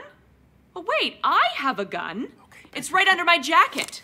What would you think if I took it out and pointed it at your face? Please don't. Would you want me to be concerned about what I did with it? Yes, but Petra... But what if I'm not, Ben? Maybe I'm just not really thinking about it. I don't really know. Maybe I put it away. Or maybe I'll upload an incriminating recording to the galaxy! I'm sorry, okay? I'm sorry. And let me guess, you're recording right now too, aren't you? Yes, but... You little... Whoa. Seriously, Ben? Yes, what do you want me to do? Not record us? Erase what you have? Okay, but I need it for the story. I should actually kill him. Oh, come on, Petra, don't be dramatic. Here's the deal, Ben. I'm gonna leave your house now, and I'm gonna go home. My gun will stay holstered, but I always have it. And if I ever see your face again, I will immediately shoot part of it off. Got it? Petra, I'm sorry, okay? I never should have done that. It was stupid. And you're right, I didn't have the right to record you without asking. I never should have kept either of you in the dark like that. I know. No, Ben, you don't know. You have no idea. You don't see how much of a massive liability you are to every other human being around you. God, I told you this already. You're sloppy. Look, I realize I'm a little out of my depth here with a lot of the technical stuff, but Ray takes care of that part. Nope, no, I don't. And Mashak told me how to secure my lines. I've got it covered. Ben, Mashak is probably listening to us on your compad right now. No, he's not. Mashak, are you there? Hi, guys. See? Unbelievable. Mashak, how long have you been listening? Oh, I just hacked in a few weeks ago, so I could probably secure the line for you. You do it so wrong, and I just kind of left it open. Well, that's comforting. Well, at least we're all here now. We're all here? What do you think this is, Ben? Is it summer camp or something? No, but Ben, this is real life. And you're poking the hive. I'm leaving. Yeah, me too. No, wait a minute. You guys, wait. What else have you been doing that I don't know about, Mashak? Oh, just little stuff mostly. Rerouted some rogue monitoring bots, scrambled some drone surveillance, just little stuff. Oh, I also crossed some flight itineraries so you'd run into that Walker guy, You did that? Wait, hold on. You hacked into Oni and overrode one of their travel protocols? Yep. Oh, Mashak, you're a beast! Seriously? But you're a nudge guy. That's active intervention. Why'd you do it? Well, I was contacted last week by someone about this whole thing. But before I told you about it, I wanted to set up you and Walker so you could see Oni panic. So you'd have a choice. A choice? Well, I have some professional standards, Ben. I can't just refer anybody. I have a reputation to maintain. Who contacted you? This Contra I've been hearing about for a while, but never spoken to. Pharaoh? Pharaoh? Who's Pharaoh? Okay, well, that's definitely my cue to get as far away from you guys as possible. Good luck with your whatever this is. Right. Petra, come on. Who's Pharaoh? No, you don't understand. This was already a mess, and now you have no idea. Right now, at this moment, everyone in this room has a chance to walk away and cut ties. Even you, Ben. Just stop. But what if Pharaoh can help expose what they did to Dion? We don't know yet, okay? It's just... Ben, I'm leaving. I can't be here. But look, I never finished telling you. I looked into Dion, too. And? Who's Dion? The first guy I interviewed. Sully sent me to him, and everything he said was wrong. But, like I said, Ray, I found out from multiple sources that he was a real guy. So it's... Yeah, he was. What? Ben, Dion died 7 years ago. What do you mean? I don't know who you were talking to in that interview, but the boxing coach he was pretending to be is dead. That was a smoking gun. Dion had been a person to me, right in front of me, a real person. This wasn't possible. I was stunned. I hardly noticed when Ray bowed out and left. Do what you want with the recording, man. Thanks, Ray. They constructed him. Who was I talking to? I don't know. Well, what should I do? Find the proof. No, Ben. No, it's fine. Petra, you should go too. You're right. You can cut ties. I totally get it. And I'll erase this recording too, okay? I promise I won't... Keep the recording, Ben. Petra left. And I totally understood. This wasn't her problem. Or Ray's either. It never should have been. So, what's happening now? I need to speak to Pharaoh. How do I get in touch with him? Actually, don't worry. She's about to get in touch with you. Please join me for the next episode of Hunt the Truth.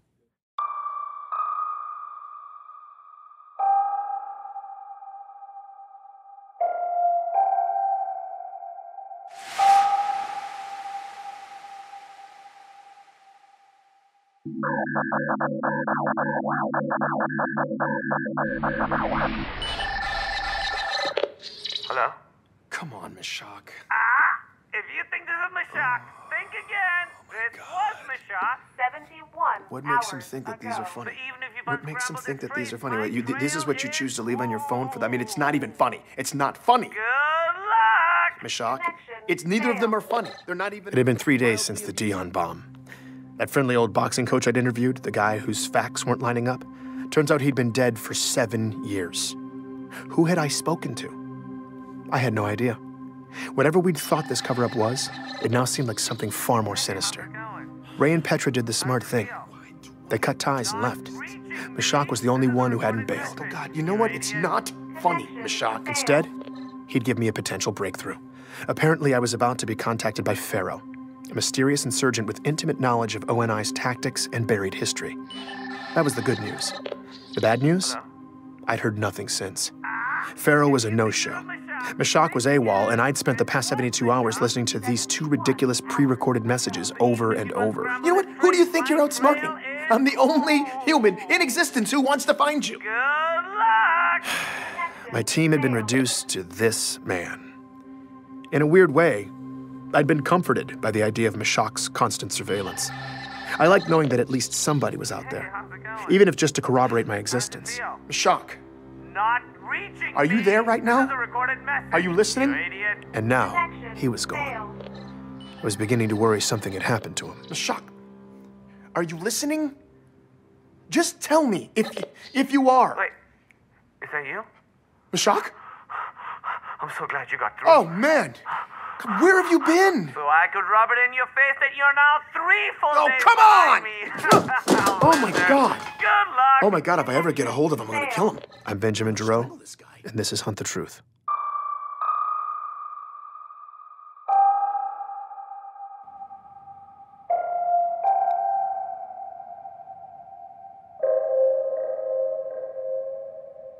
Hey, Ben. It's Ray. Listen. Is there any chance we could grab a drink? Okay, I was really glad to hear from Ray. With Mashak MIA, my imagination had been running wild. If anything had happened to either of them or Petra, that was on me. So getting this call was a huge relief. But Ray's never exactly been a let's-grab-a-drink kind of guy, so something must have had him spooked. I rushed over to meet him at this dank dive bar near his place.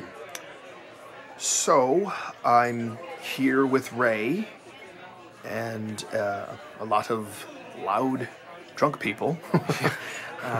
Think of all of them as providing cover, allowing us to talk in secret. Exactly. And Ray is aware I'm recording this. Yes. I'm trying not to think about it, honestly, but... Oh, it's fine. So, why'd you hit me up? Well, my scavenger finally got back to me. He had been waiting on some additional military records on Walker. I did not see that coming. I figured Ray would want to stay as far away from the topic of government cover-ups as possible. But if he was talking, I was all ears. And? All the ONI military records still check out. Okay, and ONI handles all military records, so... Well, almost all. Ray explained that every enlisting soldier has to sign an affidavit that their service was voluntary. That way, later on, if some grieving family member tries to claim it was involuntary, ONI is covered. But the office created to handle all those records is a rubber stamp joke. Of the roughly 200,000 involuntary service claims they've received over the years, they have ruled the exact same way: family loses, ONI wins. Every single time. The process is so automatic, Ray says, that when his guy pulled the records, it was the first request the system had received from a human being in 50 years. Well, and Ray was giddy, so I knew he was about to deliver the punchline.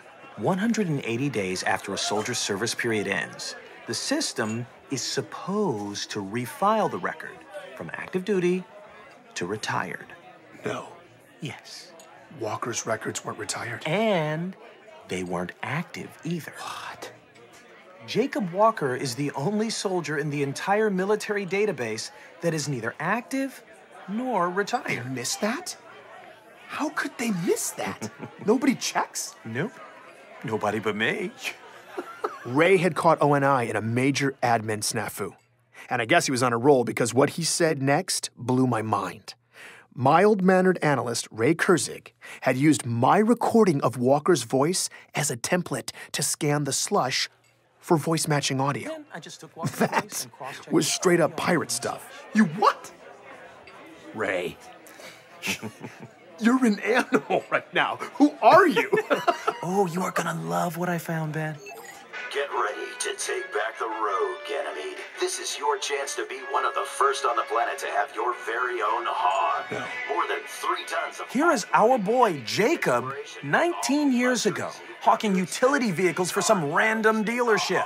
One of the must-own and best driving... It's a commercial? ...on the market. Yeah. The new 56 hogs He's an are shipping actor. now. Visit or call a qualified dealer. It's Beauty and the Beast. I couldn't believe it. I was listening to one of the military sources ONI provided me doing a commercial for a hog dealer on Ganymede, when records had him stationed on the other side of human space. ONI had completely faked Walker, and Ray had caught the stupid bastards red-handed. That's incredible. Sitting there, having that drink, all the frustrations and anxiety that had been blaring in my face for weeks started to fade. Was it a bomber jacket? We ordered another round. Ray was actually being funny. I don't even think we were talking about the story anymore, and for a little bit, I felt normal. Oh, man. It didn't last, though. Implications were percolating in the back of my mind, and it wasn't long before it all came roaring back. If Walker's boot camp stories weren't real, then the fog around the chief's origins extended beyond his fabricated age 16 enlistment. How far did it go? Where did the truth even begin? All I knew at this point was who I had to speak to the moment I walked out of that bar. It was the only person that Walker's tale had contradicted, and it was someone I'd totally blown off. I just hoped Anthony Petrovsky would take my call. Oh, so now you want to hear my story, Yeah. huh?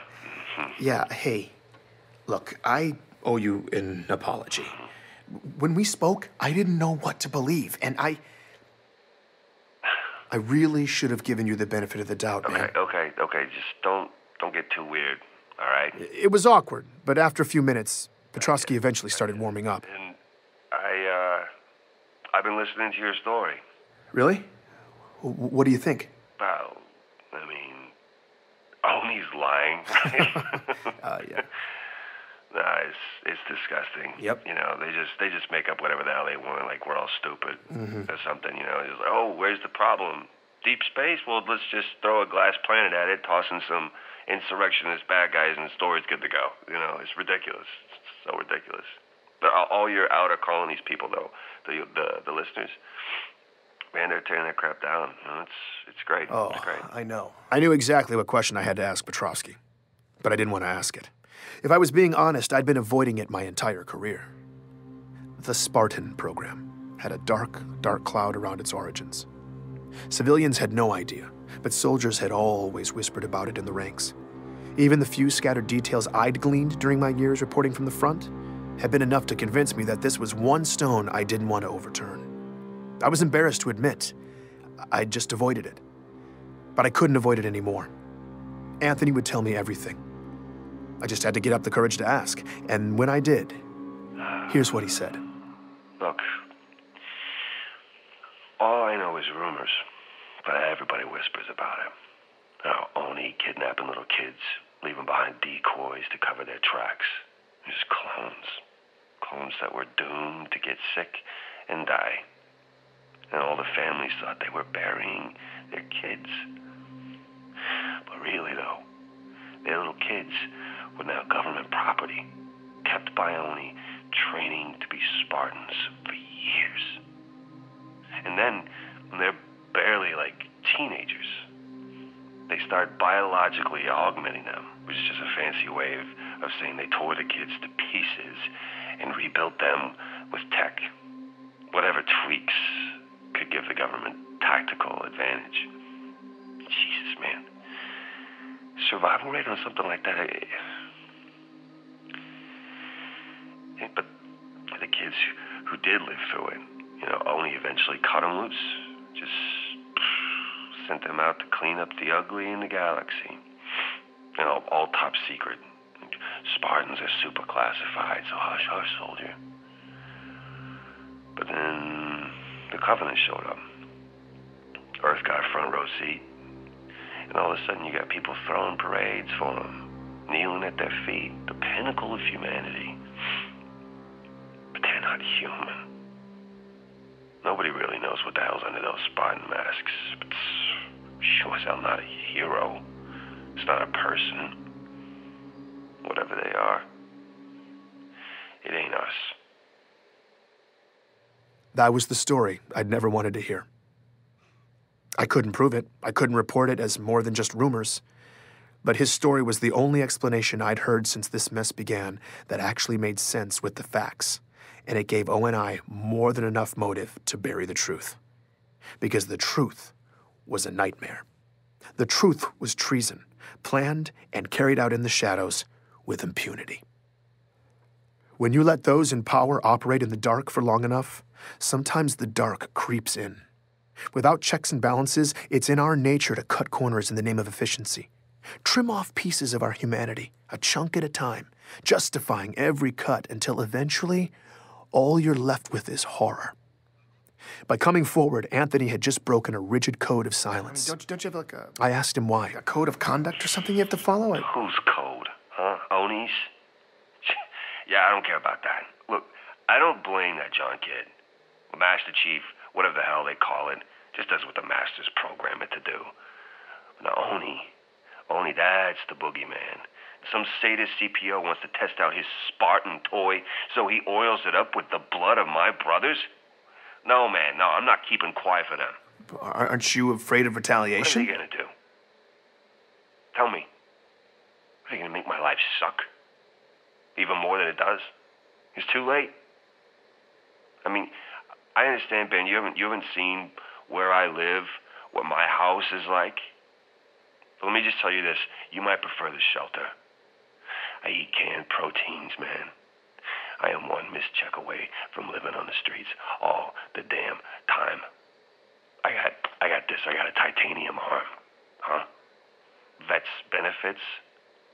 On this planet, it's a joke. And this is how they repay me for running through the meat grinder for 15 years, for laying down your life every damn day for them. And you think I owe them some kind of responsibility to be quiet? No, I don't owe them a damn thing. Not after what I've been through. Good, thanks. I gotta go. I'm sure this sounds callous of me, but as Petrovsky described his hardships, I was drifting away. His story had left me dazed. I said I wasn't feeling well. I had to go.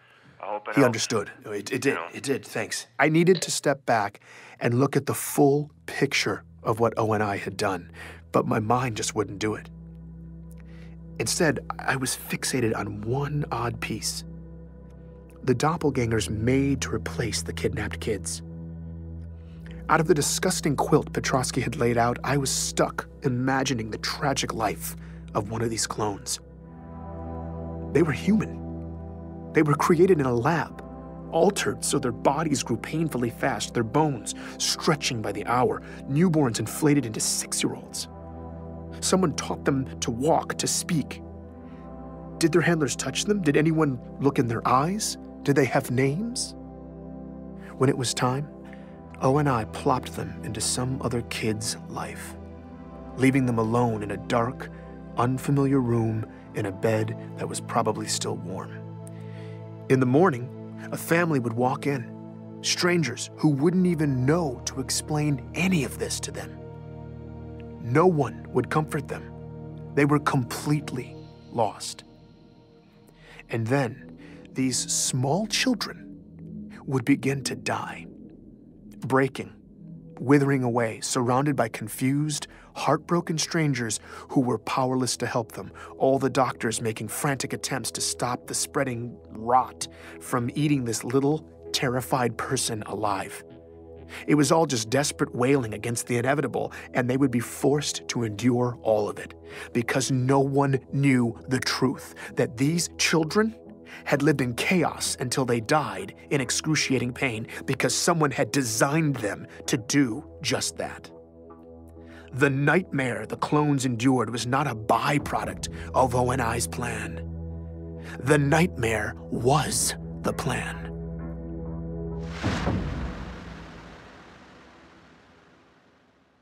Did you hear an unpleasant story? It was still dark outside when I was awakened by that voice. I live alone and someone was calling me from the shadows. Ben, come in here. I was petrified. Then I realized it was coming in over one of the networks. My communication system had been hacked. I started recording. Pharaoh was finally here. And apparently, she'd let herself in. Did you listen this time? Yes, I did. I feel like if people knew this story, if we could prove the cover-up, it could really start a fire. Maybe, but you only have so much reach. With only controlling 90% of communication, that fire might take a while to spread. And we're not sure we have that much time. Not with what's coming. What? What's coming? The anomalies in deep space your friend Meshach has been tracking. We don't know what it is yet, but it's getting stronger. Pieces are moving out there, and we have to move faster. Okay. How? There are friendly ears in the UEG. People who have been kept in the dark, many of them with real power. And if they heard your story, they would come down hard. Who are you talking about? Politicians? Who's ONI been keeping in the dark? There are high-ranking senators who don't know about any of this. You need to tell them. Speak truth to power. Get Oni Brass in the same room when you do it so they don't have a chance to spin it, and the senators would be able to blow it all up right there. Okay, but what am I going to do? Arrange a roundtable with ONI chiefs and Senate leadership? Even if those people ever were in the same room, they wouldn't invite me over to ambush half of them. I don't see the opportunity. We create the opportunity. How? By creating panic. We give the public a hard truth. Ugly information that Oni can't contain. The cover-up, the Spartan program stuff. No, that's what will ignite the senators. The public needs a headline, imminent and explosive. Your story will make waves in the outer colonies, but on Earth and everywhere else, it's too complex and historical to cut through the noise. We don't have time for a slow burn. The public needs to hear a simple message. That we all might be about to die. And that's what we'll give them. Pharaoh was a force of nature, and something big was about to happen. It would get sympathetic politicians and ONI leadership all in the same room and set the table for me to lay out my proof, expose the cover-up, and blow it all open. Oni will be right where you want them, and then I'll open the door. And once you're in, you go for the throat. Please join me for the next episode of Hunt the Truth.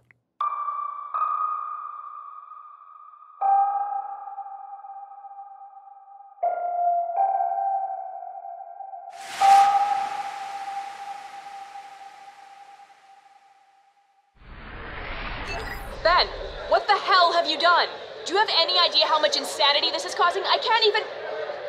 What are you doing? It's like these. I know what they are. Why are you putting them in my face? Pull the report! I just thought... Ben, hold on. I have to fire an idiot for cause.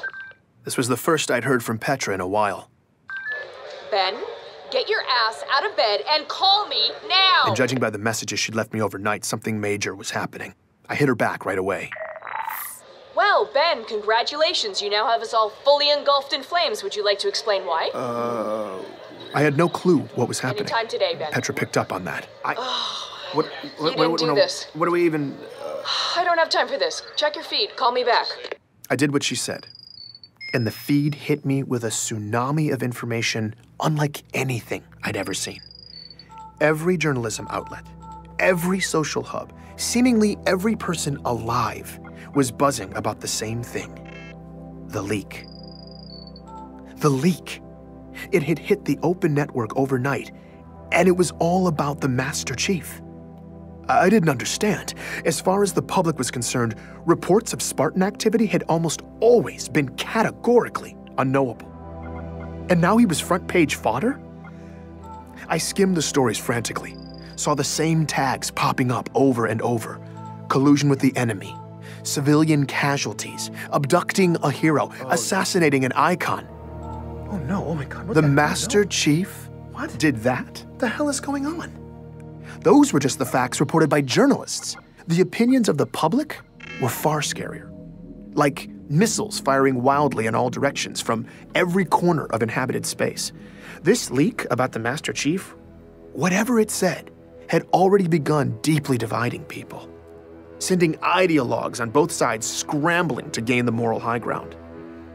I needed to see the source material. It didn't take long to find. Everyone had the same file, a suppressed incident report from an embassy in the outskirts that had already been viewed almost 500 million times. What it said was perfectly clear. 10 days ago, in the outer colonies, the chief had suddenly appeared in the middle of a densely populated city at a regional embassy, where inside, long-awaited peace talks between human and alien delegates were on the cusp of an historic agreement. The chief stormed in and instantly killed the bodyguard of Outer Colonies Ambassador Richard Sakibo, starting a firefight that would claim 19 human lives. He abducted the ambassador and blasted an escape path through security personnel, mowing them down with extreme prejudice as he escorted the alien delegation to safety. Once aboard his waiting evac ship, they fled the planet, leaving years of diplomatic work in ruins. The next day, local officials picked up a signal beacon that led them to a nearby field. There, they found the architect of the talks, revered peace activist Richard Sakibo, last seen in the chief's custody, lying dead in the grass. I'm Benjamin Giraud, and this is Hunt the Truth.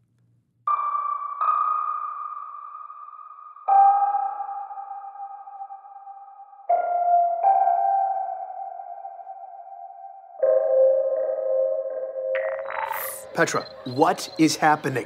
I don't know, but I've been fact-checking for 7 hours and it looks bad. The Earth hacks are calling him the Fallen Spartan. Bastards. Wait, you think this might actually be true? I need it now.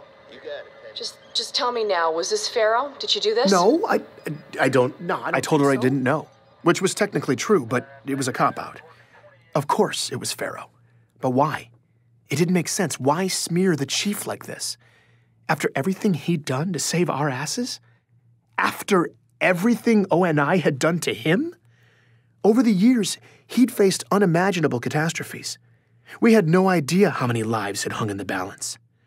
ONI kept us all in the dark. But whether the chief had always made the right call or not wasn't the issue. He should never have had to shoulder all that weight. But now he was shouldering all the blame. It wasn't right. As Petra relayed what some of the talking heads were saying about Chief on Earth, I started getting downright pissed. Then, she was gone. Waypoint was gone. My comm pad. Everything. Your gone. quadrant is experiencing unusually high volume. On-site diagnostics are required. Would you like me to schedule an appointment? Yes! First availability is in 12 days at 3 p.m. Would you like me to schedule this appointment? God, this is a joke. I'm sorry, I did not get that. Would you like me to schedule this? Yes! Appointment scheduled. All services disabled. Goodbye. No, dude, mother! They were cutting my communications off for 12 days? This was no quadrant failure. O&I was trying to shut me down. And of course, they were doing it quietly.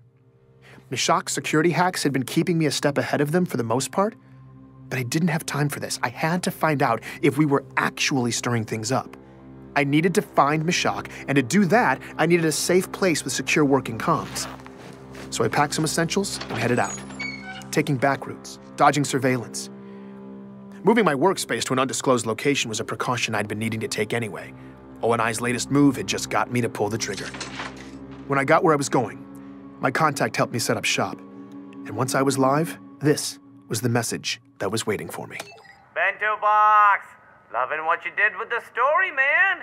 Really great pacing. But that last episode wasn't the same. It's just missing a certain, I don't know, me element? Ha! Anyway, I'm around, give me a call. After disappearing for 8 days, Meshach Maradi was just calling to say hi. He was the most frustrating human being I'd ever met. Benjamin! Meshach, I was certain you were dead. I mean, I could... You were wrong? Meshach? Where in the hell have you been? Ben, listen, I'm sorry. Super sorry. But I had to go dark. I had to disappear. Okay, but... I asked him if it had something to do with the disturbances he'd been tracking in the outskirts. He said no. It was this other thing I was checking on for you. I don't know anything for sure yet, but I will soon. Fine, but listen, I realize you operate in a den of secrets, but you could have at least warned me before disappearing, I mean, right? No, not really. It's true. I operate in a very mysterious den of secrets. But this mission was on a level 3 stories below the subfloor of the secondary basement of my den of secrets. I shouldn't even be thinking about it. Just believe me, you not knowing was the only way. Thankfully, Meshach laid off the riddles for a bit, segueing into news from the outskirts. My last episode was having an effect. People were listening, taking it to heart, and they were pissed. The kidnappings, the military-grade augmentations, unless they were looking for somewhere to bury the truth, O&I seemingly had no regard for the outer colonies. This was an old ache for these people. Back when their survivalist spirit was bordering on independence, O&I had given the outer colonies their full attention. They pulled out all the stops to crush the oppressive insurrectionists. No one was shedding tears over that. But then, when the Covenant showed up and started glassing their planets to genocidal hell, the outer colonies were widely left to fend for themselves. It was this principle of selective intervention that had never sat well. But where my story had started to reheat that unrest in the outer colonies, last night's leak had brought it to a boil. So the idea is the chief went into berserker mode, right? That drip, drip, drip has a very different effect depending on where you live. All those herbivorous babies on Earth think they deserve their own dedicated Spartan messiah. Like he's gonna camp out on the moon, waiting to kill aliens or karate chop meteorites to keep them safe. So the word rogue panics them. But Meshach says it wasn't like that in the outer colonies. Whether the embassy story was true or not, the way they saw it, the chief wasn't the problem. O&I was using him the same way the UEG had always used them. For utility, when useful, but always disposable. Sure, nobody really wants a 7-foot-tall murder machine with mad skills showing up in their neighborhood. But in the outer colonies, Oni is still the real monster. My fury at Meshach had subsided. I was glad he was back. If I was going to pull off confronting O&I and exposing everything to the senators, I needed as much ammo as possible. And luckily, he was on the same page. After hearing my interview with Petrovsky, he'd buried his face in the slush, curating decades of data and the research of his nutjob predecessors, compiling sort of a greatest hits of O&I's atrocities. He pushed me to a scattergraph of every case of exotic pediatric autoimmune disorders for the first few decades of the century. Any kid who had a disease like John's. After some variable tweaking, a galactic map of human space popped up, decorated with clusters of dots, one for each sick kid. He told me I was looking at a reasonably accurate representation of where every single defective clone ONI planted had died. Wow. Wow, he says. Of course, wow. But you're about to turn into a wow when you see this. He overlaid the graph on another map that showed the distribution of human population. He asked me what I noticed. It's not random. It's not random. Ben, never be a statistics professor. This is the opposite of random, okay? For their Spartan abductions, Oni heavily favored the outer colonies. It's like their favorite candy store, except instead of candy, they were scooping up child soldiers. Because it's easier to cover your tracks out there. Yeah, and you could easily make the argument that these children's lives were assigned a much lower value than, say, those of Earth kids or kids from Mars. Genetically, they will be no worse than inner colony specimens, but as to the human cost, outer colonies kids just spend easier. I'm not sure if the data was going to be conclusive enough for the senators, but the implication was certainly heinous enough. The whole point of abducting kids in the first place was to create super soldiers for crushing the insurrection. That was the original mandate of the Spartan program. But in their secret child poaching, ONI had favored the very same parts of the outer colonies they were targeting for that military campaign. So years later, when the Spartans landed their bloody anti-insurrectionist campaign in the outer colonies, many of those Spartans were simply the harvested children of those communities coming home. But these native sons weren't fighting for their homeland. They weren't there to protect their families. They were carrying out the political agenda of ONI, serving the very government that had violated their families and torn them from their childhoods. As far as the not-in-my-backyard philosophy goes, this was double-dipping by ONI, enough to incite pure rage. But Meshach had been working on something else, too. I've been tracking old police scanner data, putting it together for your big whistleblow. Makes a pretty gnarly case. Okay. Did you ever wonder what would happen if one of Oni's doomed-to-die clones didn't die? I hadn't considered that possibility, but it was chilling. What happened to them? It's not what happened to them. It's what happened to the people they'd been made to replace. 2 soldiers ran into a perfect copy of themselves. Think about it. You're secretly plucked from your childhood bed, thrown into a totally different life. And now, years later, you meet a mirror image of yourself. Someone who got to keep living your life. I mean, they'd probably seem to be more you than you. 2 records I found, 2 soldiers, both suicides. A story like that would be hard to listen to, but that's horrible. It would also be hard to ignore. Please try to get me that. I just hoped Pharaoh would know how to reach me. Don't worry, she'll find you. Probably soon, but who knows. Her mysterious den of secrets is like under the planetary crust. Just keep me posted. Whenever you guys penetrate the Dragon's Lair and explode your truth serum, I'll be standing by to track the ripples. Thanks, Meshach. I was having trouble falling asleep in my new workspace the next time I heard a voice calling me in the dark. This time, though, Pharaoh sounded human. Are you enjoying the show? No, actually, I'm not. After everything ONI's done, people are calling for the chief's head. The infection goes to the core, Ben. When you cut all the way in to extract it, you can't always control what sprays out. But you're the one spraying it. You chose to smear the chief. I'm not smearing anyone. Everything I leaked was real and But we don't know the whole story, and the implications of this story are the only implication is that an aging Spartan may be going off the rails. And sadly, it may be true. Your story set the table for that. When you break children to make warriors, you take a risk of burying psychological damage deep in your soldiers. And for critical decision makers, that's a liability. I don't know what motivated the chief to shoot up that embassy, and I don't know what he's doing now. But he is off leash. He is proving the liability. All I did was expose it by peeling back the very layers of Oni secrecy under which that liability was born and allowed to fester. I didn't know what to say. This felt all wrong to me. Ben, the chief is the savior of humanity. I know that. The true patriots know it too. This is the painful part. Right now, the chief is being chopped down, but he will be vindicated. This is how we puncture to the core. By sacrificing the chief in the short term, we've opened a deep hole, and when the bleeding slows, it's Oni's exposed nerve that will get all the cold scrutiny. It's just hard hearing what they say about him, and people are going nuts. I mean, a lot of the inner colonists are actually denouncing him. They're terrified. And the anger in the outer colony seems to be turning ugly fast. You The see blood that, of right? their hero is spraying in their face. This is exactly what we need. This is the chaos I said would happen. I guess I just didn't think it was going to be like this. Chaos has a high price, Ben. But the pieces are moving. Our opportunity has arrived. Pharaoh told me that as of this morning, the meeting had been scheduled. Personnel were already en route to Earth.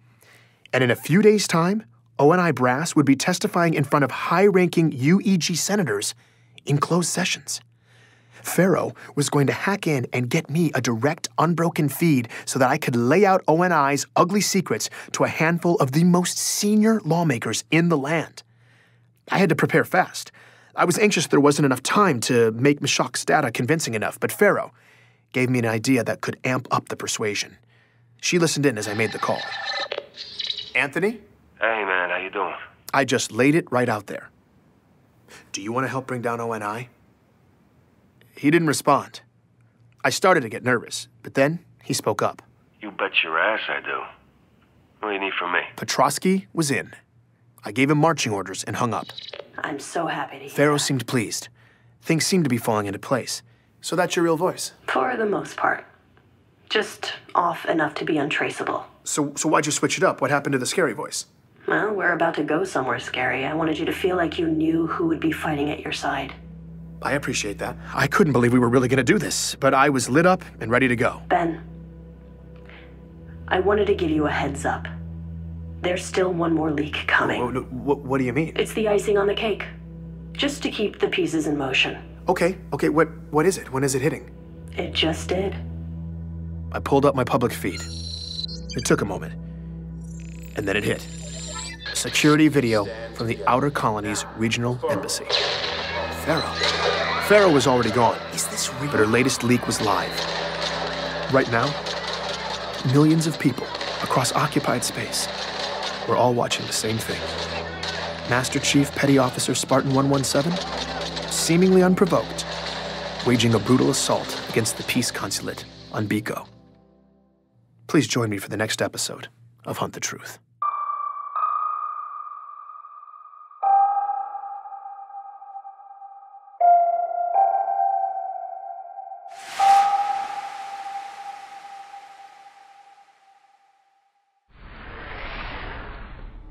Testing, 1, 2, 3. You hear me okay? Yeah, just don't move around too much. It messes with the sound. All right, roger that. It was all coming down to the wire. In a couple of hours, Pharaoh was going to hack into a closed-door session between the UEG and ONI, and I was going to expose all of the intelligence agency's ugly secrets to Senate leadership. Having Petrosky remotely record his statement in advance like this was going to give me one less variable to worry about once we were in. But I was still waiting on final materials from Meshach. I hadn't heard from Pharaoh all day, and I was urgently trying to pull it all together. I was a wreck. Come on. Considering he was about to accuse ONI of atrocious human rights violations, Petrosky, on the other hand, seemed completely calm. He wanted to chit-chat about the chief. So, high treason. Yeah. Do you think that's for real? I guess. That's what people are saying. Can you stay sitting up like that, please? The Master Chief. Damn, that's gotta be a black eye for Oni PR, huh? You know, boots all across the military are gabbing like they're at a slumber party or something. 3 days ago, Pharaoh had leaked a suppressed incident report from an embassy in the Outer Colonies that had everyone in disbelief or disarray. Less than 24 hours later, Pharaoh dropped the real bomb, a security video from that same embassy, showing that everything in the report was true. The Master Chief had turned diplomatic peace talks into a shooting gallery that claimed 19 lives. The shock of that second leak immediately turned to outrage, polarizing everyone by the same familiar geography. The staunch patriots of Earth versus the dogged survivalists of the Outer Colonies. It was the same caustic regionalism that had far too recently defined us. And now those old ideologies were creeping back out, masquerading as opinions, angrily cracking open the scabs. Meanwhile, the Master Chief, the subject of my entire investigation, was now the most wanted man in the galaxy. I hadn't even had a chance to dig into any of it. You think he did it? What? Do you think the chief shot up that embassy on Pico? Maybe he finally went nuts. Maybe he thinks we're still fighting insurrectionist guerrillas or something. I don't know. But, man, working for the Covenant? Oh, that's a stretch, right? I mean... I don't know, man. I'm sorry. We just gotta lay this down. All right, roger that. We were running out of time, and I needed Petrovsky to focus. I started recording. I asked him to introduce himself and tell the world about the Spartan program. And from then on, he was totally on point. So just say who you are, and then just go into it. Okay. I am Corporal Anthony Petrovsky, retired trooper of the 105th ODST Division. I am testifying by my own free will, under no duress by any parties, and I wish to make the following statement. In April 2525, while serving on a detachment on the UNSC Atlas, I witnessed firsthand an incident involving a 12 to 13-year-old male who identified himself as John 117. He had extensive scarring on his torso, consistent with post-procedural scarring I've seen on recently inducted Spartans, and under orders from an ONI CPO, John killed 2 ODSTs and critically injured 2 others in an attack that greatly exceeded natural human ability. He didn't stutter. He didn't stammer. His thoughts were clear as crystal, told with purpose, as if he'd been waiting his whole life to speak with this much conviction. After a grueling military career that took his left arm, Anthony Petrovsky should have been rewarded with dignity and opportunity. Instead, he was one of countless veterans the government had left behind.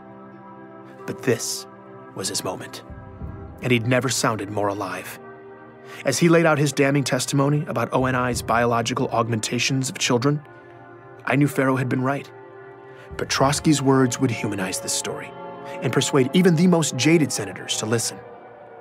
I had exactly what I needed from Petrovsky. I am testifying with absolute certainty that the speed, power, and coordination this person exhibited was categorically impossible without the benefit of a full battery of military-grade augmentations.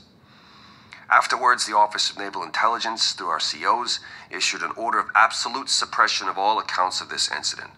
Through coercion, pressure being brought to bear, we were ordered to keep silent, to never speak of this publicly, upon fear of court-martial. How's that? That okay? Yeah. That was amazing. I can't thank you enough. Yeah. All right. You give him hell. Now I was just praying Meshach would come through. Pharaoh would be able to bypass the most sophisticated security system in history, and I could get hacked into a meeting between the most powerful people alive. I needed a miracle, and I needed it to happen in the next 90 minutes. I'm Benjamin Giraud, and this is Hunt the Truth.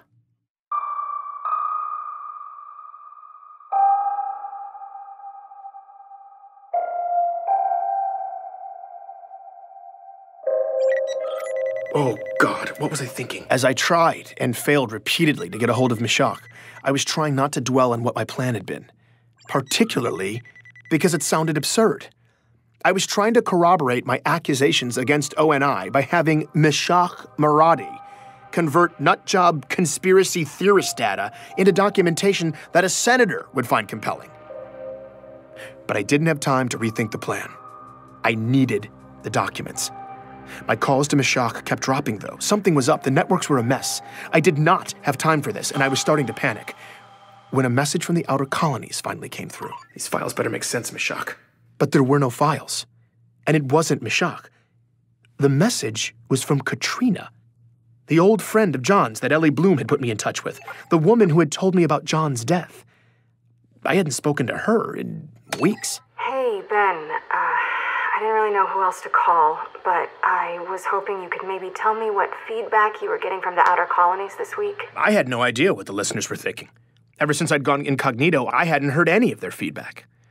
Stupidly, when I set it up, I hadn't properly secured the feed, and now I was afraid if I accessed it to hear what people were saying, ONI would trace my new location. I'd figured after my latest episode, the revelation that ONI had heavily poached the outer colonies for their child abductions would be garnering a strong reaction out there. But the way Katrina made it sound, the reaction was stronger than I could have ever imagined. People are going nuts, switching over to only using local chatternet services like it's 50 years ago or something. It's this new Colonial Alliance group. They're everywhere, holding all these demonstrations in the streets. Thousands of people are turning out. And they keep chanting about self-reliance, talking about how we need to be preparing for this big embargo, all these boycotts, the UEG offices shutting down. I don't know. It seems peaceful right now. I feel like we should get off world, just in case it breaks bad. I've kind of already been freaked out anyway. I don't know if I'm being paranoid, but I think someone may be targeting me for helping you. And Ellie's in the same boat. All these power surges and crazy service interruptions. Last time I talked to you, my entire system was overrun with corrupted files, and my whole neighborhood lost power. I don't know. But if someone is trying to get us, I'm worried what will happen if things get too chaotic out here. I don't really feel safe. So, if you know anything about this, or what we can do to protect ourselves, I mean, they're already shutting down the street. Katrina's message got cut off. I had no idea what was happening. I had no idea what the central government was going to do. I had no idea how to help this woman or Ellie or their families or anyone else. We were all in the dark. All I could do was present the senators with the ugly truth and hope it would convince them to help us all. And I was running out of time to make that a reality. Thankfully, Meshach finally emerged from his subterranean world. So, I just sent it. Perfect. Got it. Thank you. God, I hope it's convincing enough. You should have a clear breakdown that exposes the blatantly unnatural pattern of child autoimmune deaths around the beginning of the Spartan program, particularly in the outer colonies. Yeah, I see that. It's good. It looks solid. And I also cleaned up and edited that police scanner data. It's one of Oni's abducted kids returning home and running into their clone. One of the suicides? Yeah.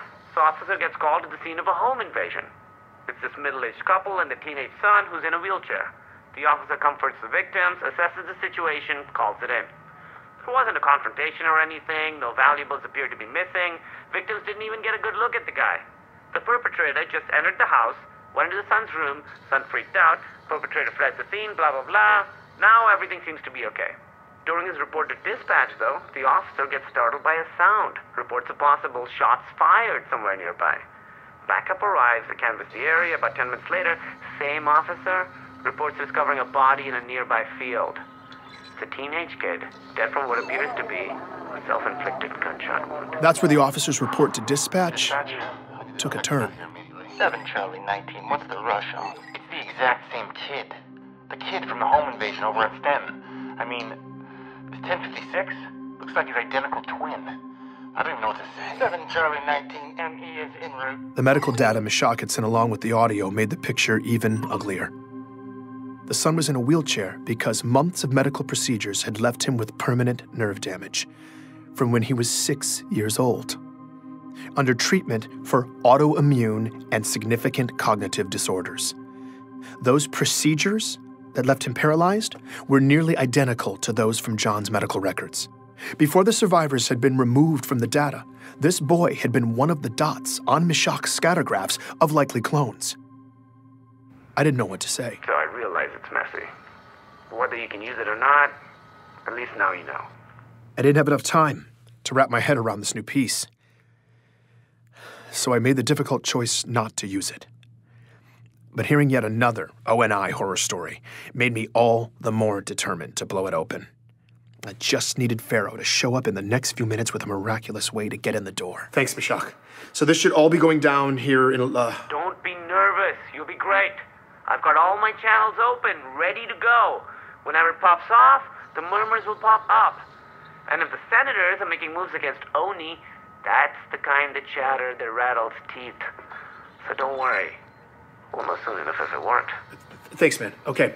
I'll, Hey, just real quick. I know you're super busy right now with your Crusade of Honor, but as soon as you can, you need to get caught up with what's happening in the outer colonies. Your last episode is turning kernels into popcorn, and there's a fault line in the tectonics I need to talk to you about, so here is... Ben will call you back. Hacking in and cutting off Meshach, yet another dramatic entrance for Pharaoh. And this one came not a moment too soon. Pharaoh, what's happening? I'm all ready. Do you have a way in? I'm already in. And this is how it's going to work. You have the files ready for upload. I'll secure a connection and give you a direct feed into the hearing. You'll present Petrovsky's testimony, upload the files, and make your case. Quickly, because they're going to do everything in their power to shut it down. They might even be able to trace your location. If they run too much interference, I'll have to scale us back to a one-way feed. So we may end up flying blind, but they'll still see and hear everything you say for as long as I can keep that connection open. Are you ready to play for real?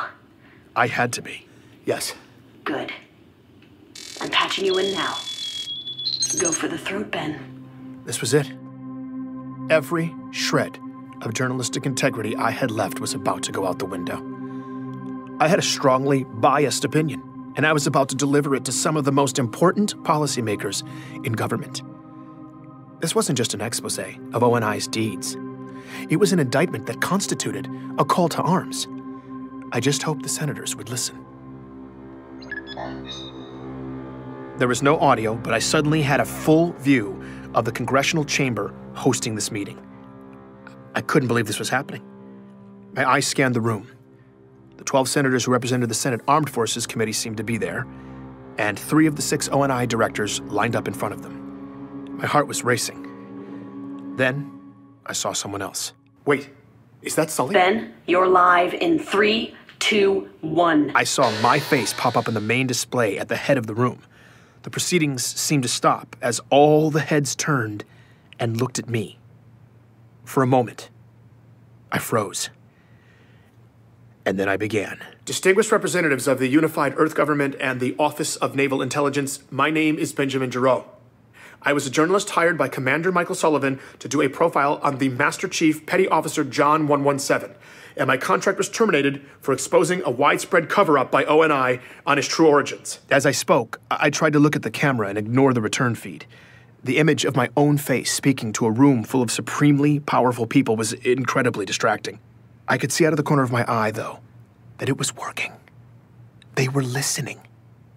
Then, my feed went black. Keep talking, Ben. I had to cut the return feed, but you're still live in the room. I tried to focus. ONI has gone to great lengths to keep you and the public from knowing critical information about the Spartan program, their lack of institutional control of the Master Chief in the outer colonies, and the genetic modification of abducted children that eventually became warriors like the Master Chief. What I'm about to play for you is testimony from ODST Anthony Petrovsky regarding the Spartan program. As Petrovsky's testimony played, I was starting to doubt whether or not it was still actually live when I got a message from Sully. It said, "You're out of control, Ben. Last chance to stop." I typed back, "I can't be a party to the crimes you and the rest of ONI have committed. Not anymore. I'm done." There was a brief pause, and he responded, "Yes, you are."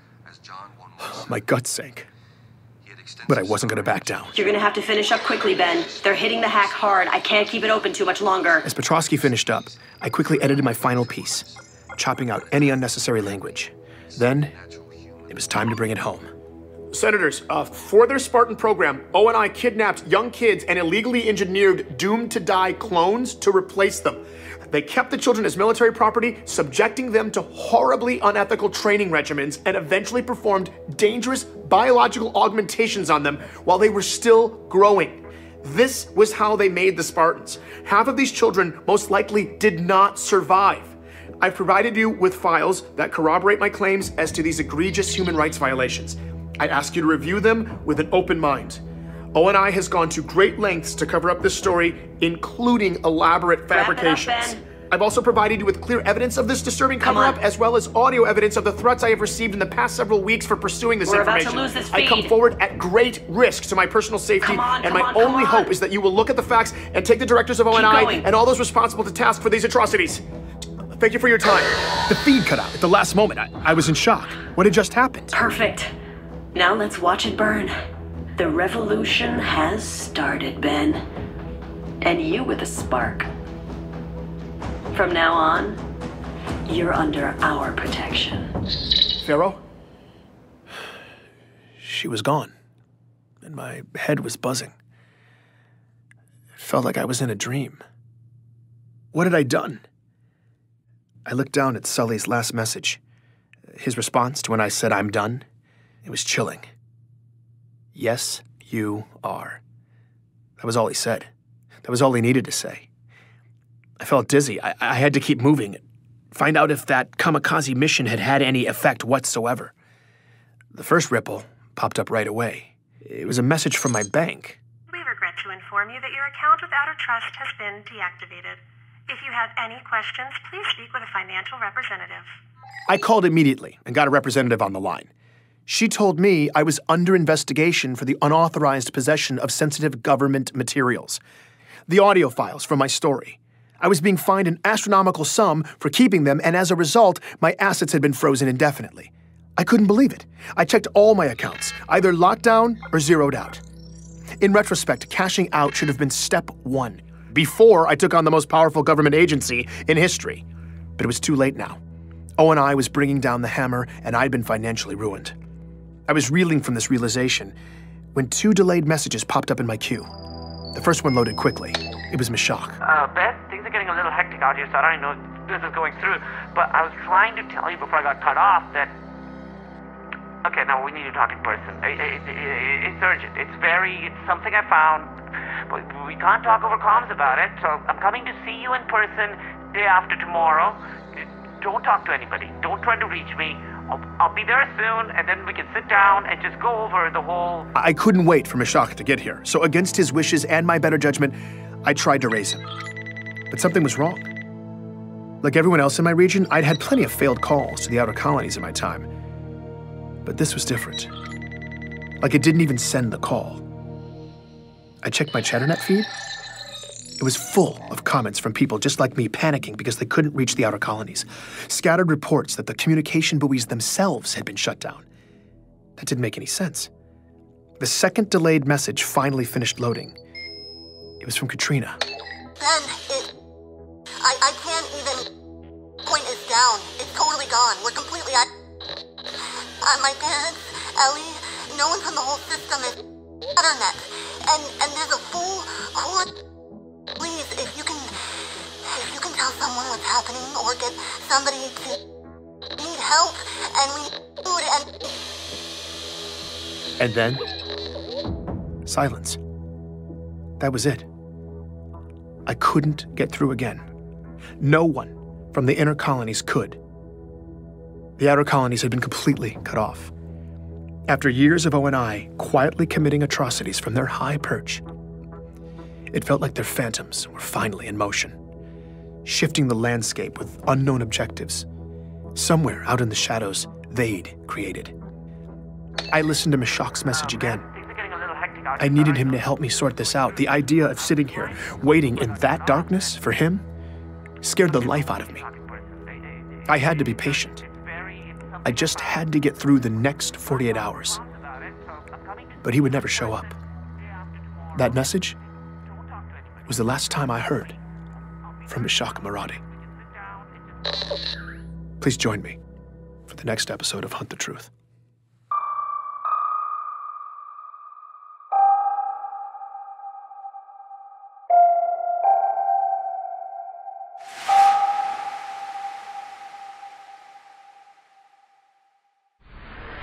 Listen and wait. That's what you do when you hide in the dark. And once you've fired everything you've got at the monster, hiding in the dark is all you can do. 1,000, 2,000.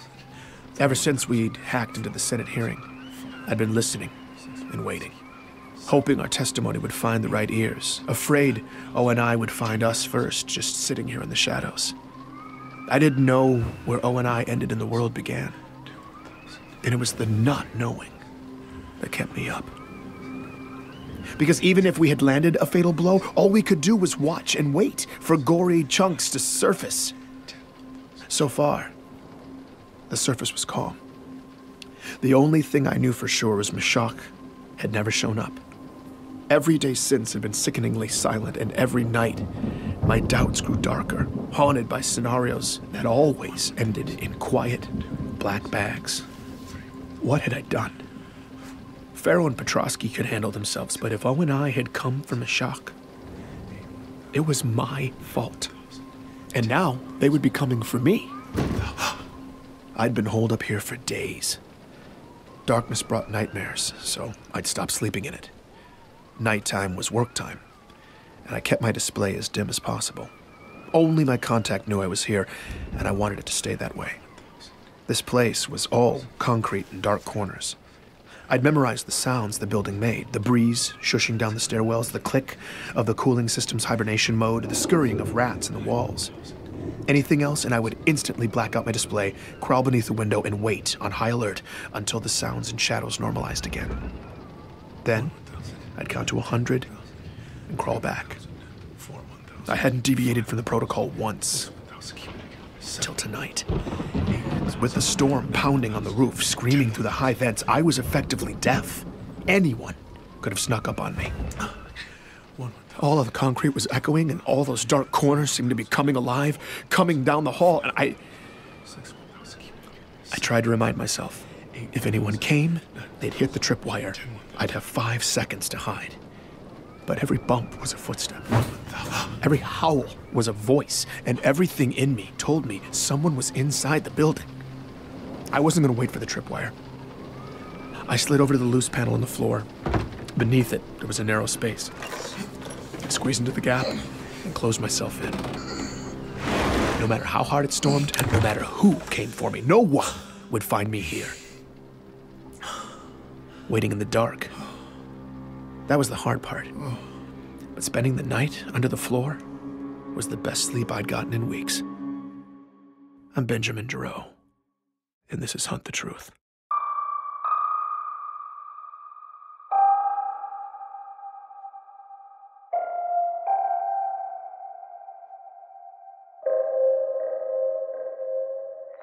Speaking from the steps of the Congressional Plaza today, freshman Senator Andrew Del Rio issued a formal statement addressing last month's embassy massacre on Bico. It's not a promising sign for democracy when a catastrophe touches a majority of the voters, and seemingly every politician in the UEG was trying to leverage the public outrage into talking points.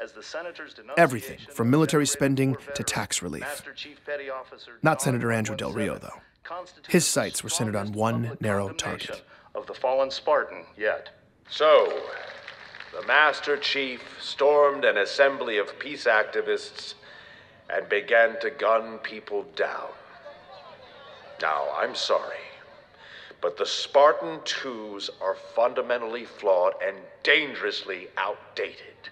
They are an embarrassment and danger with their rusting tech and degraded neurology. But we just keep bleeding taxpayers dry. Well, now we're seeing the real cost. That program isn't built on faded glory, but faded principles. Volatile remnants of powerful weapons governed by increasingly corroded minds. There is a reason you'll never see a video of a Spartan 4 attacking civilians or murdering heroes. I can vouch personally for the character of each and every Spartan 4 as warriors and as people. After the tragic events on Bico, I don't think there's a person alive who could say the same for the Spartan 2s. Mark my words, if we fail to decommission the Spartan 2s, there will be more Bicos, and there will be more massacres. Nobody wants to say it, but damn it, somebody has to. For those 19 families whose loved ones are never coming home because of this false Spartan, this broken bastardization of a soldier who would abandon his post, dishonor his uniform, and slaughter the very people he's sworn to protect. In the name of decency, it's time to tear down that statue and put down the Master Chief. I had to hand it to Andrew Del Rio. escaped with The his man hostage, had focus. diplomatic icon However much I hated Del Rio, and the whole propaganda machine, the leaks, the video, the report, they didn't lie. The chief shot Ambassador Sakibo's bodyguard at point-blank range, grabbed the ambassador, then escaped with the alien delegation in a hail of gunfire and dropped off Sakibo's body the next day. Those were the facts. And no matter how corrupt these politicians were, I couldn't argue with the evidence. Chief needed to come in and face due process so we could know the truth. I still believed in the chief. I believed that his legend would be restored, and I knew that there had to be more to this story. I don't know if I'd become overconfident by daylight or distracted by Del Rio, but I didn't even hear the intruder until they tripped the alarm. Oh, God. Oh, God. What? Ray? Is that you? Yeah. I'm caught in your booby trap. What are you doing here? You weren't supposed to come until tomorrow. You scared the hell out of me, man. Okay, can we hold that thought? I'm all wrapped up in, like, dental floss and camping gear, and this looks like something my daughter would make. Well, tripwire wasn't dental floss. It was fishing line tied to my mess kit balanced on a ledge. Here, just get Very effective, actually. Pick your foot up. You look terrible. Oh, thanks, Ray. My life in exile wasn't glamorous. Cot, toilet, sink. My clothes doubled as bedding. Outside of research, my daily regimen featured canned goods, sink washing, stretching, and security checks. I felt like I was back on the front lines. Place looks also terrible. Super helpful, Ray. Thank you. Wait. What route did you take to get here? Did you avoid Relax. I took maximum precautions, Ben. As far as any unethical government surveillance is concerned, I'm still eating Thai food near my house. I quickly learned Ray had nothing on Mashak. Nothing on Congress. Okay, but then what? News from the fashion world? What do you got? That, or the truth about Biko. Apparently, after a Mashak slush combing tutorial, Ray had been listening. And a few days ago, he'd hit on an exotic frequency going somewhere it shouldn't.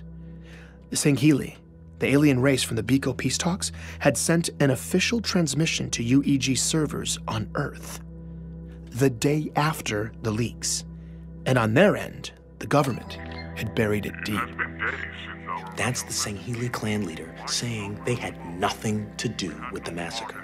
And the demon wasn't responsible either. And neither did the demon. The Sanghili referred to the chief as the demon. Probably because Chief had killed thousands of their soldiers over the years, so they weren't doing him a solid. Besides, the Sanghili were all about the truth. If they shut up your embassy and sent you a message about it, it would be boasting about kill count, not an appeal for justice. Why do you sit silent while your people demand unjust blood?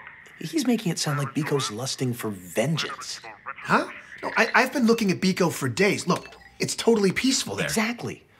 I did some checking, though. That feed is an old loop. The outer colonies are mostly cut off from us, but someone's cut Biko off from everybody. Nobody outside Biko knows what's happening there, and it's ugly. Ray had managed to track down Ravi, a scavenger who had made his living going terrible places, then selling intel to the highest bidder. He'd been sitting on Biko fact-gathering since Sakibo's funeral. And for this job, Ray was getting his money's worth. Protests, riots, martial law, but since the funerals, not a single prominent figure on Biko has said a word about any of it. At least not in public. Off the record, Ravi's embassy contacts were livid. Sakibo's people wanted to make a statement, clear the Sanghili, but they couldn't. The magistrate, Laurel Adams, had silenced the leadership and the media. Nobody was talking. How does she have the authority to do that? She doesn't. Adams is a puppet. The gag order came from Earth. The UEG? Why would they squash the massacre? To protect the chief? Nope.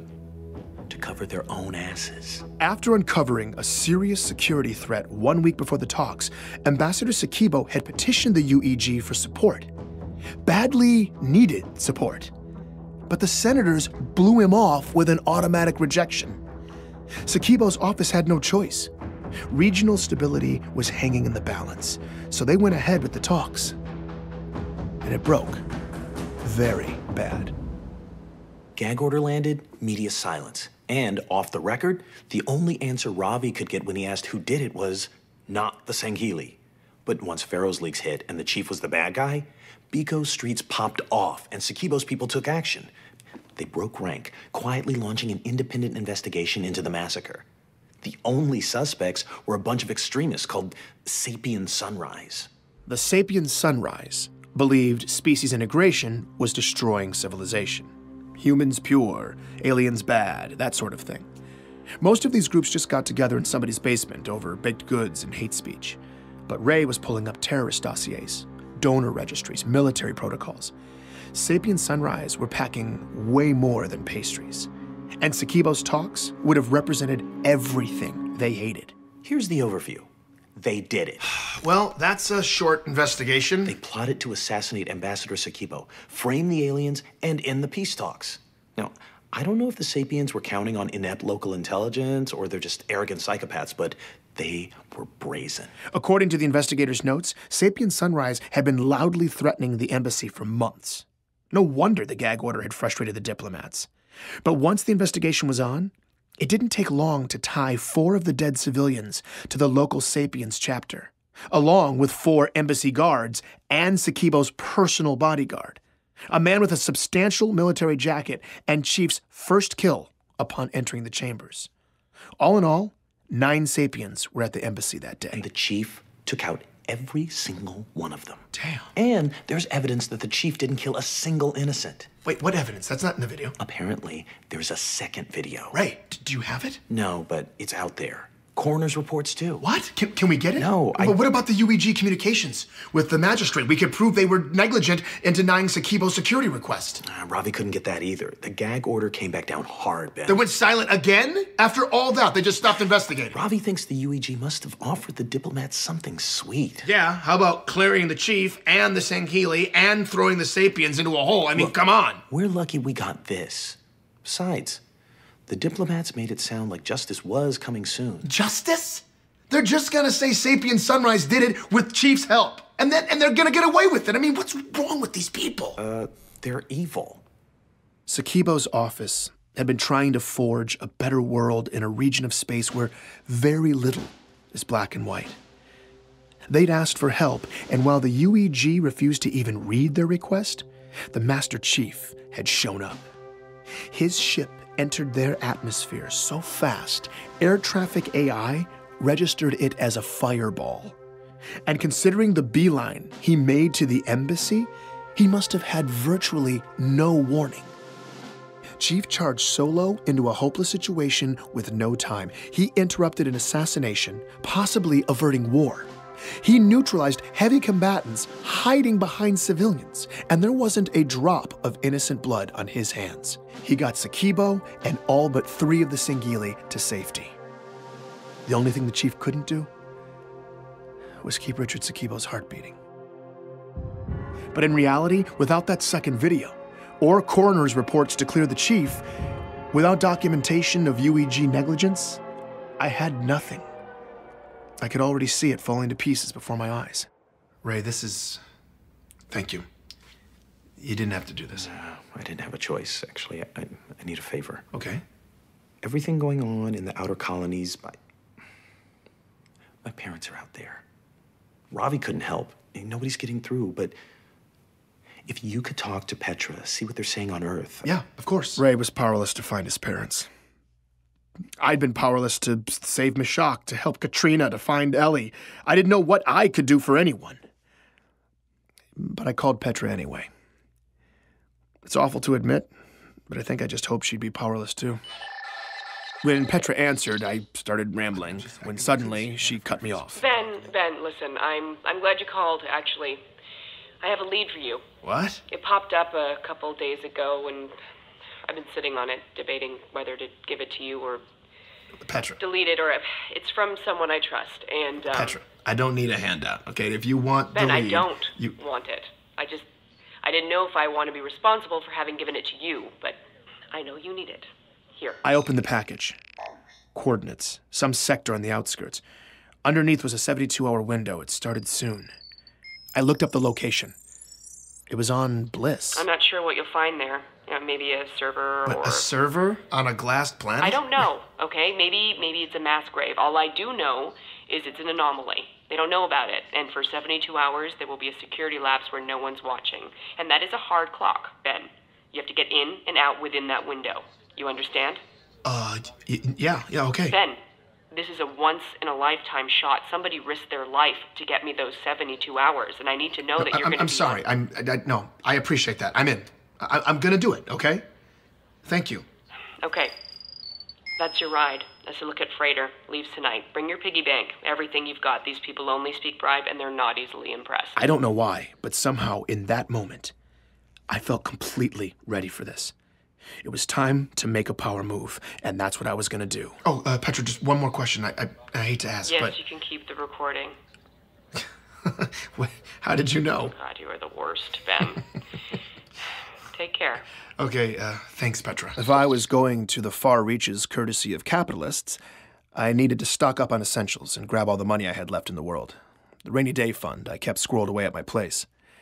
I was going home, and surprisingly, it felt amazing. Stepping outside for the first time in so many days, finally having a real destination, it gave me freedom and purpose again.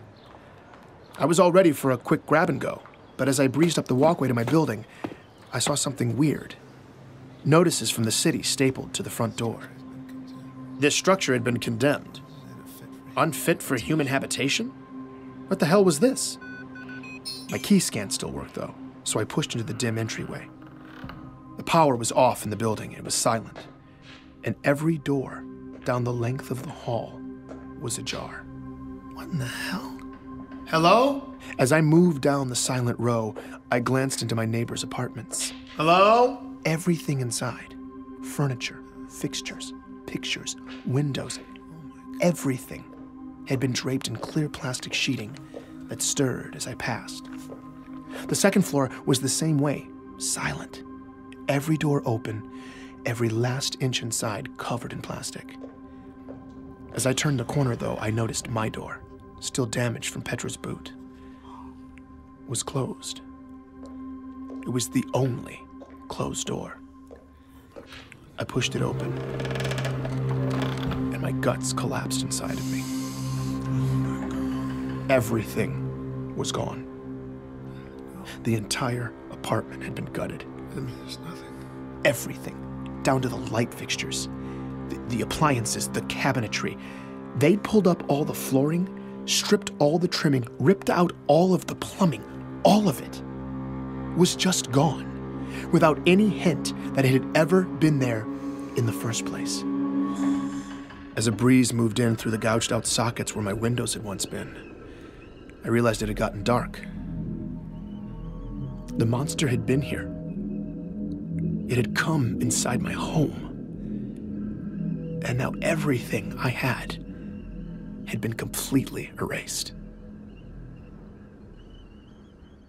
Please join me for the next episode of Hunt the Truth.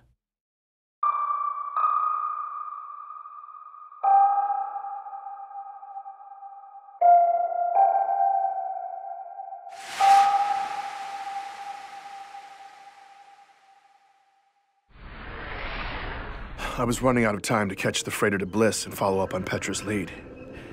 But I wasn't going to the outskirts. I wasn't going to take down ONI.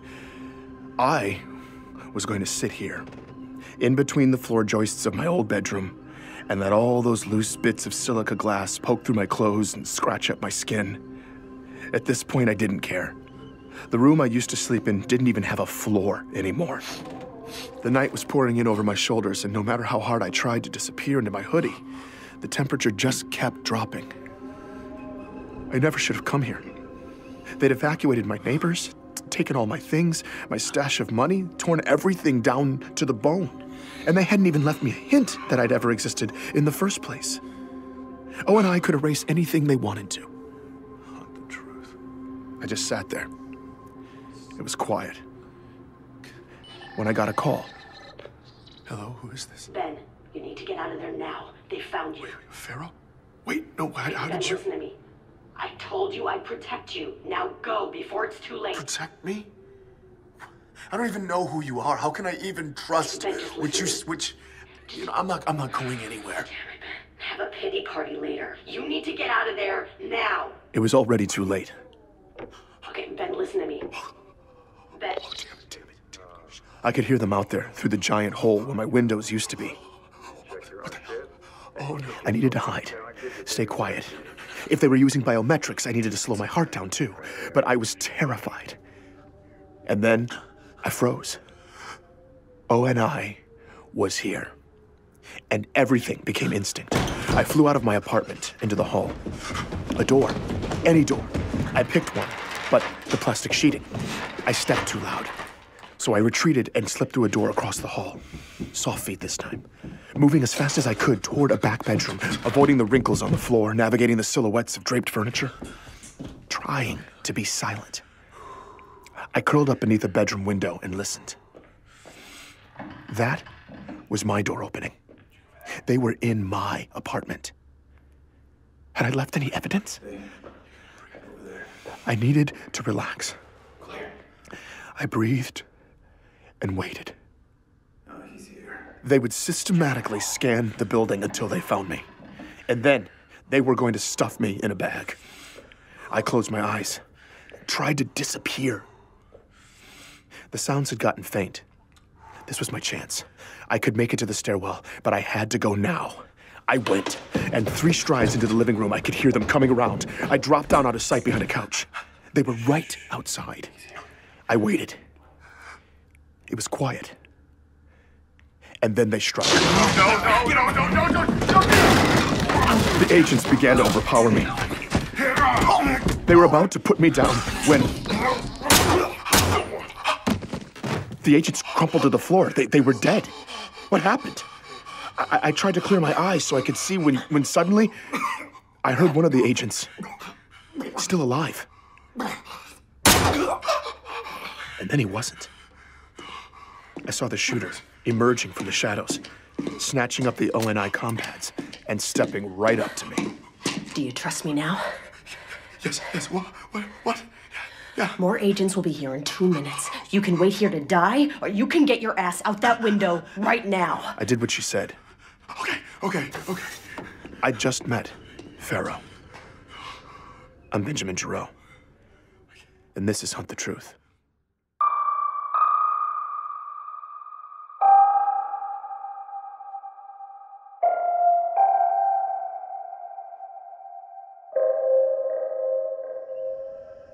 All right, I guess. Pharaoh led the way along the ledge to the fire escape. I was trying not to look down. We jumped the last several feet, and I immediately ran across the street to take cover. Pharaoh, where are we going? Stop talking. I did as she said, trying not to think. She moved quickly, staying in the shadows. I tried to step where she stepped, but it was hard to keep up. I was almost out of breath by the time she finally ducked into a drainage canal and stopped. I was trying to digest what had just happened. Were those agents I don't have time to talk. I only came here to make sure you stay a free man, so I need you to listen carefully. If they haven't already, Oni's definitely greenlit you now. You need to get off-world. Agents are probably searching the neighborhood as we speak, and they won't stop until you're neutralized. Oh, God. Listen to me. We will protect you. Okay. But we're mobilizing in the outer colonies right now. Major pieces are in motion, so everything's on lockdown. You'll have to make it on your own for at least a few more days. We'll give you the resources you need to lay low. She handed me a compad. This is completely untraceable, so use it for whatever you need. It gives you access to a secure account, too. You'll have more than enough credits. What, really? Seriously? Ever since ONI froze my accounts, I hadn't even been able to buy a cup of coffee. And now Pharaoh was giving me a trapdoor out of financial ruin. She'd already saved my life. And now This is great. I can't thank you enough. You can access our network of safe houses on there. The protocol's blocked right now, but when the lockdown ends, it'll automatically prompt you. I'll make sure they know to take care of you. Wait. Won't you be there? The move we're planning is dangerous. I'm about to go dark. And this time, it might be permanent. What? Wait, no, what? Why are you taking this much risk? There's no time. The window's closing, and the chief is still taking the fall. Your story exposed Oni. The Beagle leaks cut him deep. We had those bastards bleeding. But when the senators didn't bite on our hack, Oni had a chance to recover, so we are going all in while they're still vulnerable. That's why we're on lockdown. The mission's desperate at best, but there's no silver bullet. But no, there has to be. It's okay, Ben. I'm not afraid to die. What we're doing is so much bigger than me. And I know there will always be people to continue the fight. People like you. O&I was coming after me with everything they had. Pharaoh had saved my life, and now she was prepared to lay down her own. I couldn't lay low. I knew what I had to do. Wait. I may have a silver bullet. I convinced Pharaoh to hold off on her plan for a few more days while I followed up on Petra's lead. I knew whatever I did, with whatever I found there, would have to be big. But if it took making a major impact to keep another one of my friends from dying in the fray, I thanked Pharaoh again. Thank you. Told her I'd see her soon, and we parted ways. I stayed in the shadows and moved quickly across town to the freighter, headed for Bliss. Only stopping once at an old military surplus along the way. I stocked up there, then caught my ride out to deep space. When I arrived, I headed straight for the Office of Mineral Rights. On the ride up, the freighter captain had seemed far more interested in bribery than my aspiring prospector backstory. I was hoping the claims coordinator would be equally pragmatic. Mr. Jarrett, an entrepreneur diversifying into silicates does not usually hop on a deep space freighter to walk the glass troughs. I like your gumption, but I'd love to show you some of these projected yields. Actually, I already have a plot in mind. After negotiating transport up here, I understood better what the industry considered acceptable compensation. And with all the haggard men outside holding gold-plated compads, I figured the man who issued the permits would have me plundering Pharaoh's account. So, 75,000 credits later, I had access, nav, and full gear. He seemed alarmed, though, when I refused an escort. Yeah, that's 4 clicks from here. And beyond that periphery, it's a hard slog through raw glass. Some of those formations will stab through bone. I just signed the waivers. To his credit, he offered me some parting advice. Free of charge. The wind really kicks up out there, and the particulate's been extremely rough. We've had to close the shutters twice in the past week. So, if you hear that alarm, you get to cover, okay? Otherwise, it'll tear your skin off. Thanks.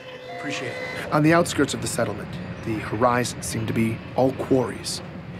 When I reached the periphery, though, open pit operations stopped abruptly, and I saw the real glassed planet. A daunting, chaotic sea of shapes and textures.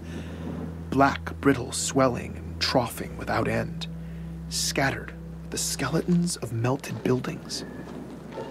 The terrain was brutal, repeatedly slowing my trek to a crawl, picking through fields of jutting glass. The climate was killing me, too. Constant thirst, despite constant water breaks. My skin felt like it was cracking beneath my soot-caked gear. And after choking on a mouthful of dust, I'd been breathing on the respirator for the past hour. Occasional desert plants pushed through the cracks, bright blue or blood red. But aside from the crows stalking the settlement's landfill, that was the only non-human life I'd seen. It was all that fine ash. 32 years later, still suspended in the atmosphere, it precluded thriving life, as it painted the surreal sky above, constantly shifting with the erratic winds, gorgeous streaks to diseased palls. I had been making relatively good time when a cloud of dense ash suddenly descended. I stopped. I was totally blind. I didn't want to take a step. A lethal fall seemed far too possible. I checked the nav. Only 1,200 feet to go. I was debating whether or not to wait out the fog when it suddenly lifted. It was beautiful for a moment. When a low, rising growl snapped me out of that reverie. The storm siren. I pulled up the nav and started moving as fast as I could. Sudden pockets of cold, hot, then cold again. The wind whipping sharply back and forth, bits of sand spraying against me. But I didn't see anything. Behind me, everything was calm. In front, the sky above the mountains were perfectly clear. Where was the storm? I looked down at the nav. Oh, only a few hundred feet to go. Ahead, I saw the ruins of a huge complex. I'd be there in no time. But then I realized it. Those weren't mountains. A black wall was coming from the horizon, and it was coming right at me. I flat out sprinted. The storm was closing in. It was the color of night and impossibly tall. I got to the ping on the map. The structure had been leveled. There was nowhere to go, and the sand was flying faster, stinging my cheeks. I looked around desperately, trying to shield my face. There was a massive collapsed section up ahead. I scurried over, bits of glass starting to spray against the debris, like tinkling wind chimes. The glass was stinging through my clothes. I half climbed, half slid down the waves that oozed and sloped to the pit, slicing my leg on the way down. The sound was deafening. I had to get in now. I started tugging at a split in the collapsed floor. The storm blasted harder, my skin on fire. I made one last push. The glazing shattered, and I slid in as the wall of glass exploded overhead, and I plunged into the darkness. I laid there for a bit before pulling off the respirator. My skin was stinging all over. I checked my outer thigh. Damn it. It was bleeding and it hurt like hell, but it wasn't too deep. I pulled out my medical kit, wrapped it, and started looking around. Okay, the roof's collapsed there. All sort of debris on the ground. Whoever abandoned this place must have had advanced warning and left in a hurry. I shined my light along a back wall. Okay, Office of Naval Intelligence, Subspace Communications. It was an old ONI subspace relay facility. One of the hundreds scattered in deep space to cut back on comm delays between Earth and the outskirts. ONI wouldn't have left anything useful in a place like this. Okay, Pedro, what am I looking for? I followed every warning sign I could find, looking for anything restricted access. A few flights down and dozens of turns in, I was standing on what appeared to be the lowest level. And based on the long echoes into the darkness, the room was huge.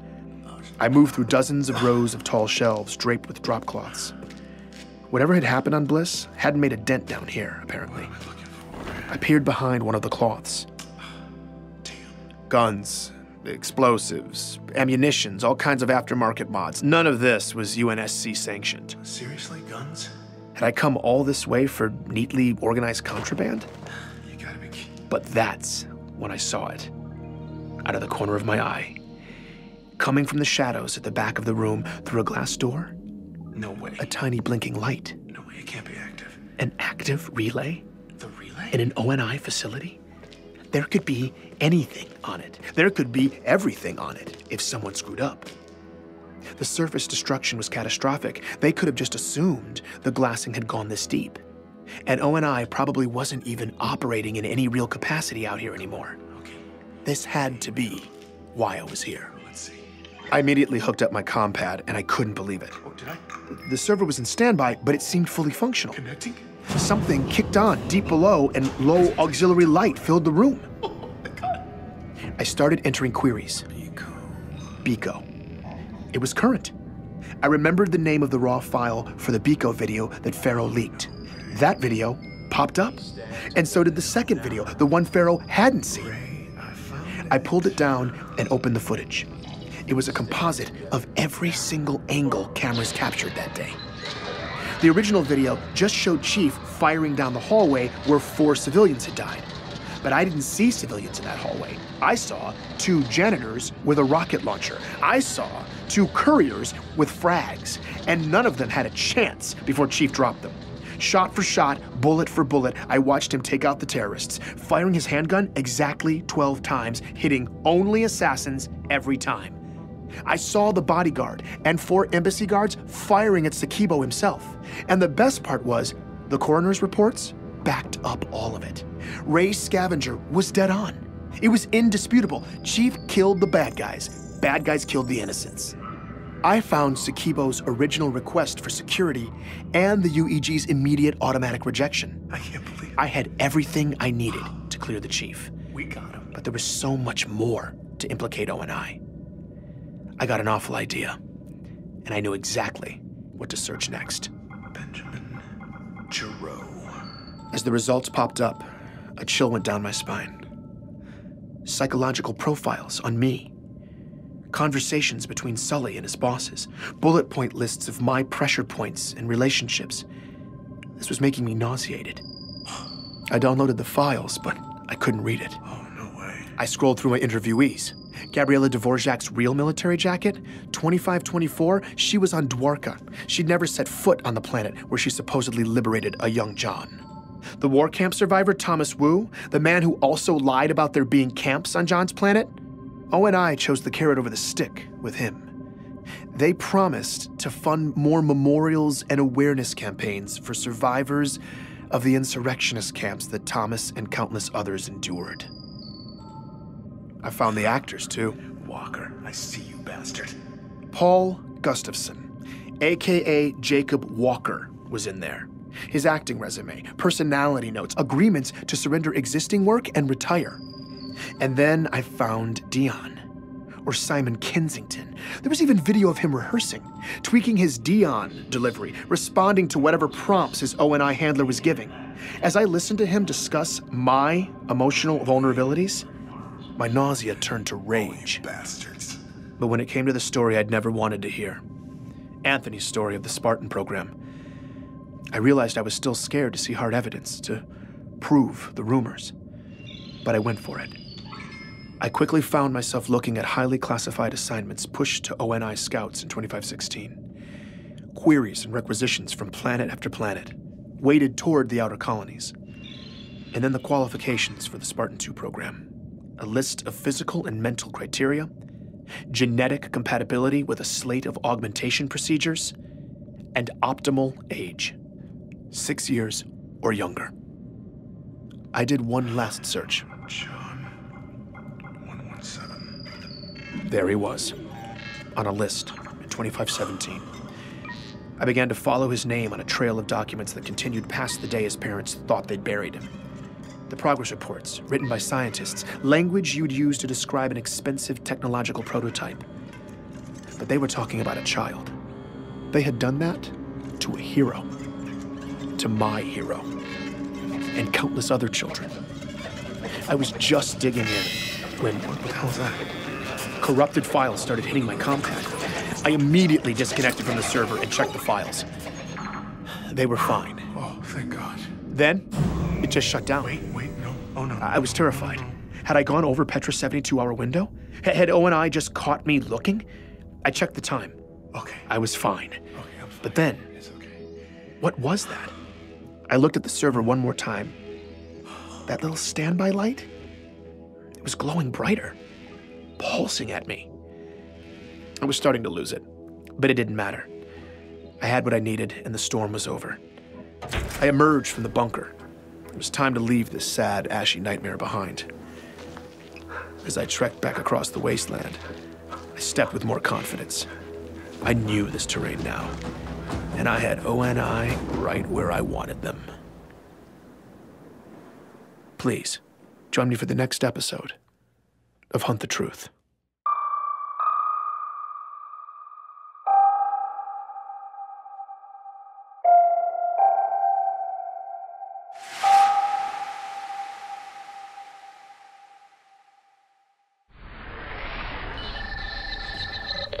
Who the hell is this? Anthony, it's Ben Giraud. I don't have much time, but I've got something real... Ben, I didn't recognize the feet. What are you, calling me from prison or something? Listen. I just sent you a location. I need you to get yourself there on Monday. But you still want to tear down ONI, right? Yeah. I don't know what to tell you, man. We dropped that bomb and it fizzled out. Hey, people in power apparently don't give a rat's Yeah, but ass. now we've got a real payload, and we're gonna deliver it to real power. Look, I totally understand either way, but I'm about to board this flight, so I kinda need to know now. Are you in or out? I'm in, Yes. okay? You are a I'm telling you badass. though, the Senate is Anthony, not... we don't need the Senate. And trust me, by the time we're through, every crooked, lying bastard in the UEG is going to be charged with high treason. I'm Benjamin Giraud, and this is Hunt the Truth.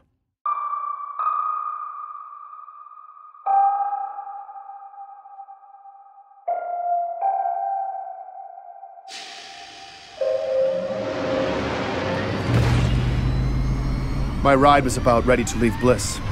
The freighter was fully loaded and doing safety checks. I hung back on the dock so I could make another call. Hello, this is Raymond Kurtzik. Ray, it's Ben. Dude, what is this feed you're calling me Ray. from? Are you okay? Yeah, I'm fine. Look, I found it. Found it? Found what? Everything. What do you mean, everything? Look, I just transferred you the files. Don't say what it is. Okay. Oh, hold on. I listened as Ray opened the folder and saw everything O&I had never wanted us to see. Ben, where did you get this? You wouldn't believe me if I told you. But this is our chance, man. This is our only chance to put a stop to all of this. I don't know what to say. Now, Ray had backup files on everything. And I needed one last favor. He was the only person I trusted with it. I pushed him a list of domains and asked if he'd forward every last file to everyone on it. When he saw the list of addressees, I could hear his jaw drop. After the shock wore off, though, he said he'd make it happen. No problem. Man, I really can't thank you enough. But we got him, Ray. We got him. And I promise you, no one will ever know that you helped me with Biko. I'm gonna upload the rest of my story when I get back, and you won't be on any of the recordings. Not this conversation, none of it. You were right to cut ties, and I just want to make sure that you are absolutely clear of this. Ben, they gutted my house. What? My house. They completely gutted it, down to the studs. Ray, they what? did that to my home, where my wife and daughter sleep. How would they have known? I got them off world. They're in a safe place now, but whether I want to or not, at this point, I can't turn back. How can I help? Ray was one of the most selfless human beings I'd ever had the honor to know. He went way out of his comfort zone, time and again, bravely sacrificing over and over. I don't think I could ever truly make him understand how much that meant to me. I sent him instructions over encrypted texts, and we finalized our plans. I thanked him again, we wished each other luck, and we said goodbye. The next time I'd see him was going to be a life-defining moment, and there was no one I'd rather have at my side. As I left the outer colonies behind, it was hard not to think of how steep the price of our freedom and safety had been. So much truth had been buried. So many people. O&I had tried to bury me, too. But they'd failed. I wasn't scared anymore, and I had something to say. How many sacrificed people was too many? As far as I was concerned, the answer was one. Hello? Oh man, I've been waiting for you to call. I have something very important to tell you. This is a recorded message. Meshach! Haha! M-Shack! Meshach still haunted my dreams. Every time I closed my eyes, he was slipping into that black bag, and I couldn't save him. I don't know but I would make it up to him. What you're up to or where you are, but I would make it up to Ray. I'd make it up to Pharaoh. I'd make it up to Petra and Anthony and Katrina and Ellie and everyone in the outer colonies. Thanks. Everyone our government had kept in the dark. Really? Whether by choice or not, I couldn't have done it without you. Too many sacrifices had been made, and far too many of them had been people. I guess just what I just wanted to say thank you. And I'm sorry. For the first time in my career, I felt like I was finally going to tell the full story. Every ugly piece, from loose threads to the rotten core. That's why it wouldn't all have been in vain. That's how I would make it up to everyone. I would give them the dignity of knowing the truth. I must have been nodding off when I got a call from Petra Janicek. For someone who had threatened me bodily harm on more than one occasion, she also, with far less fanfare, always seemed to check in to make sure I was okay. You know, if I didn't know any better, I'd think you were concerned about my welfare. Get over yourself, Giraud. I just wanted to find out what you found. Well, seriously, though, you've heard me apologize 100 times for being such a jackass, for putting your reputation on the line, you know? But I figured you could stand to hear me say thank you again. Well, you're welcome. For everything you've done. I mean, look, I really can't tell you how much it's meant to me, just, that That's okay, okay, that's enough. Too much? Yeah, a little bit. I mean, now you're really ruining my reputation. Oh, no. I hope this isn't what the end of your story is like. You tenderly speaking from the heart. Ugh, I thought everything else was bad, but ugh. Anyway, I wanted to find out what happened with the lead. What did you find? You were right. It was 1 in a million. Really? Oh, okay, what did I got everything, Petra. Everything. All the undeniable proof anyone could ever want. Be specific, Ben. Did you find anything on Biko? Whole story. Plain as day. Not only is the chief innocent, but he saved the day. He pulled off the impossible. I've got everything I need to prove it too. And the best part is, I've got the UEG blatantly implicating themselves in legislative negligence and then conspiring with the Beco magistrate to cover it up. Coercion, bribery, all of it. Those arrogant pricks could have prevented the whole thing. And they know it too. ONI and the UEG have been sacrificing the chief this whole time to save their own asses, to distract the public from what we've been digging up on them. But now, all of it's laid out in the files that they never wanted us to see. I've got them. Dead to rights. No, Ben, they're just gonna suppress all of it. I mean, come on. They're gonna try. I don't know when it's going down or how they're gonna do it, but they've made some deal with Beco. They're gonna bring the real perpetrators to justice, but somehow still let the chief take the fall too. And I'm not gonna let that happen. We're gonna clear the chief and expose ONI. We? Who's we? Ray and me and Petrosky. Oh, the three amigos, huh? It's all going down tomorrow. Ben, you know, you don't have to do it like this. No, Petra, it's okay. It's okay. I know you're worried I can't do this, that I'm sloppy, and you were right about all of that. But this time, it's... No, I just don't want to see anything bad happen. I need to do this. So tomorrow, huh? What's your big plan? You get one of the balls of your editors at Magellan to bite on the story? No, I'm not passing this off. I'm going all the way. What does that mean? Actually, I was hoping you'd do me a favor. Send out a blast to your network about it. It can be offline, but trust me, no one's gonna want to miss this. Sitting here on the freighter, getting everything ready for tomorrow, I'm struck by how lucky I am to be part of this. If Ray and Anthony and I are successful, all that darkness ONI has had us drowning blindly in for generations will finally light up. And it's because of the help of so many brave people. To everyone who's risked so much, and everyone who's left me messages, to all my friends, I want to say thank you. This will be my final transmission. Tomorrow, you will witness the ending to this story that all of us deserve. After that, I will be going dark, at least for a while. But depending on how everything shakes out, I hope to be back sooner than later. To everyone who's listened to my story, those who've stood up and spoken out, I want each of you to know that simply by owning the truth, we have the real power. And by sharing that truth, we wield that power. Please never forget that. It has been my honor and great fortune to have found myself at the nexus of all your impassioned opinions and honest stories. It's been truly humbling. So to all of you listening right now, I want to say, from the bottom of my heart, thank you. Most of all, though, I want to thank the Master Chief. Chief, you have saved us in more ways than any of us, perhaps even you, could possibly know.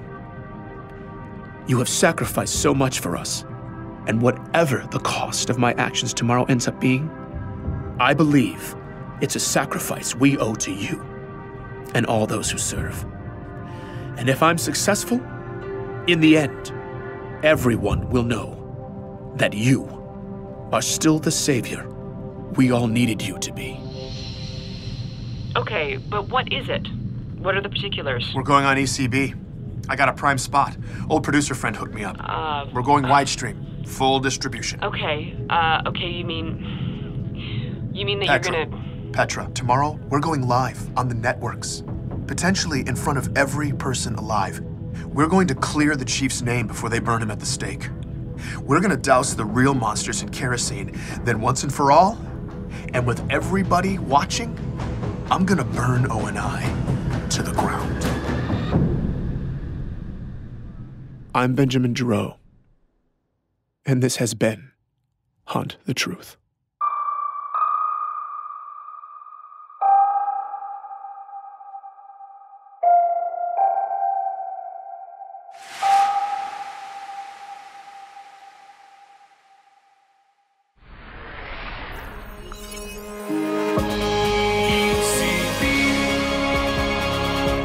Welcome back.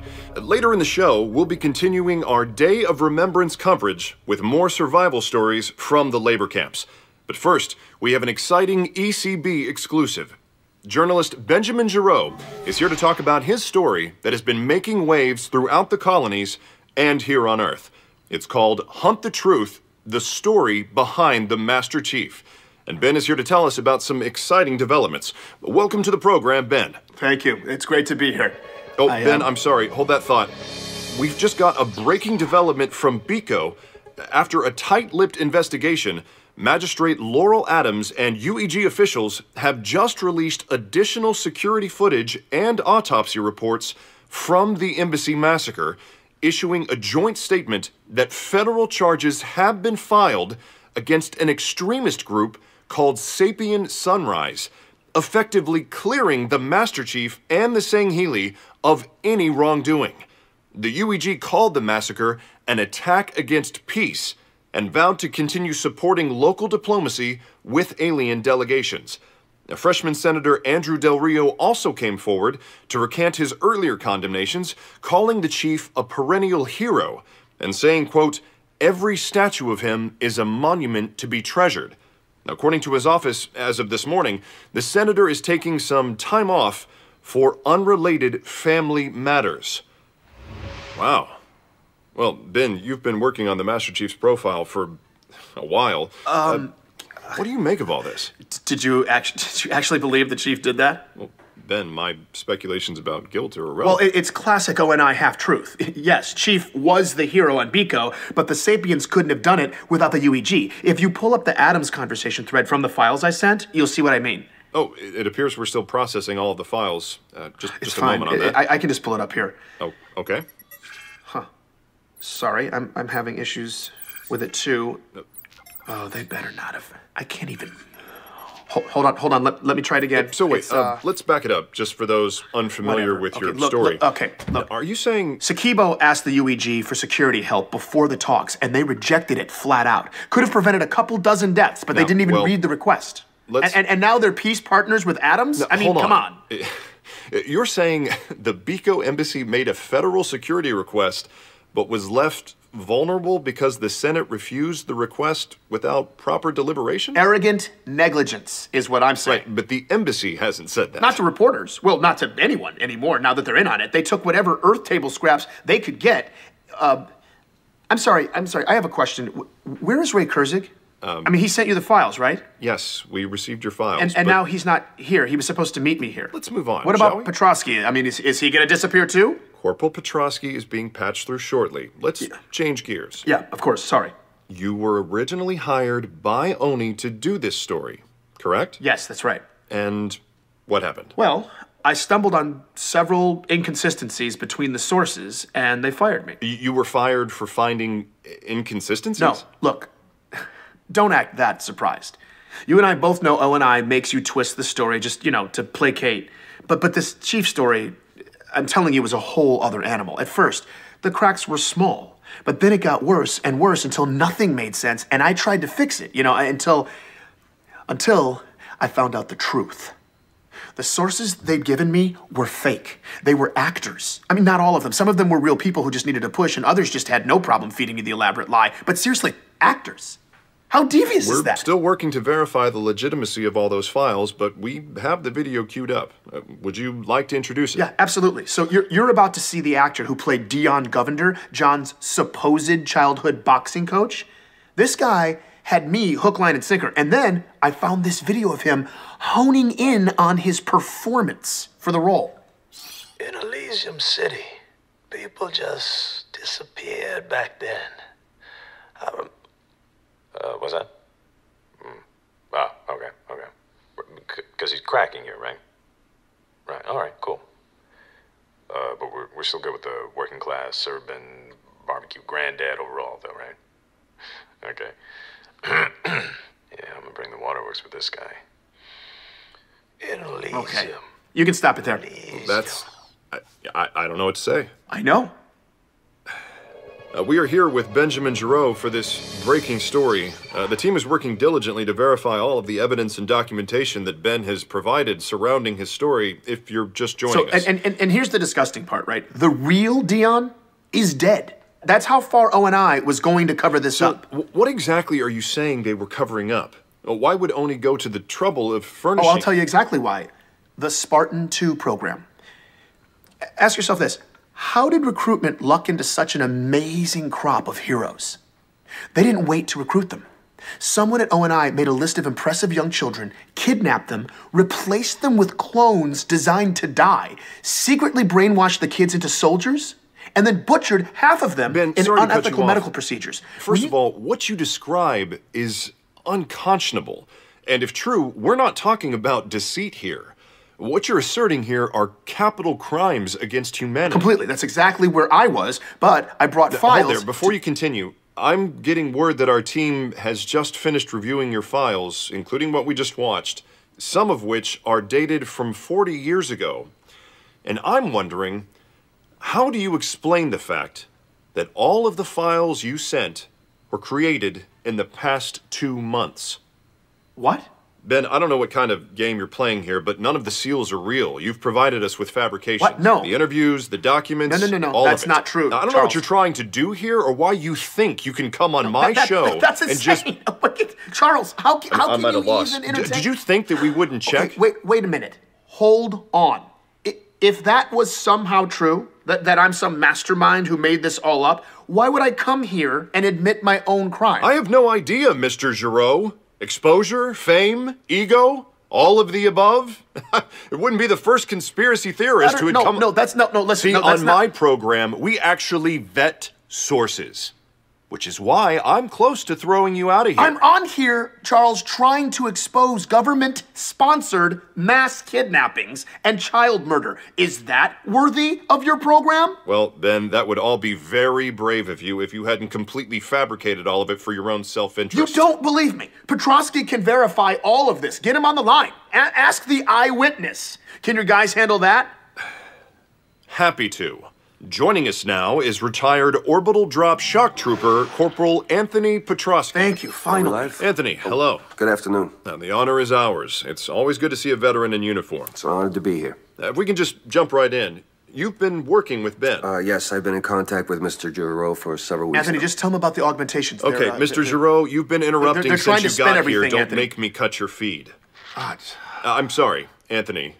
In what capacity did you contact him? 3 months ago, I contacted Mr. Giraud as part of a special investigation.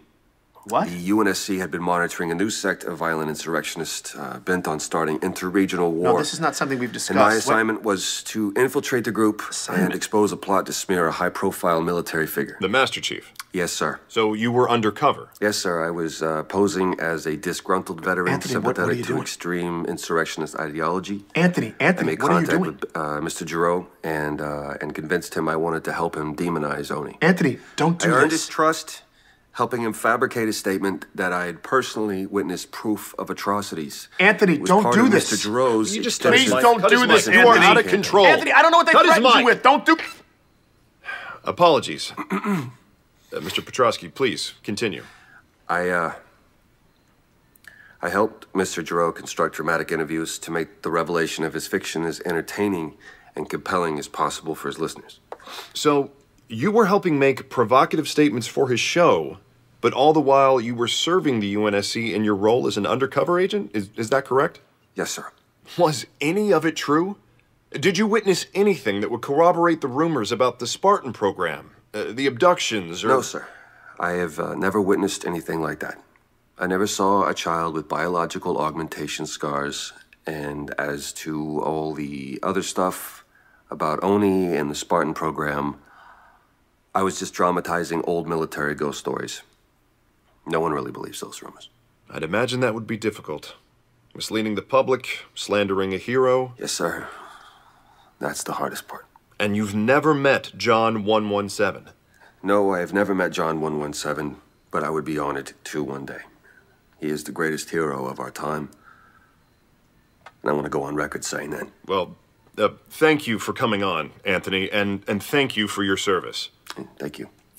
Ladies and gentlemen, if you're just joining us, we're here with Benjamin Giraud, covering this story as it unfolds live. Ben, do you have anything to say for yourself? I don't know what ONI did to him, but those are lies that he's been fed.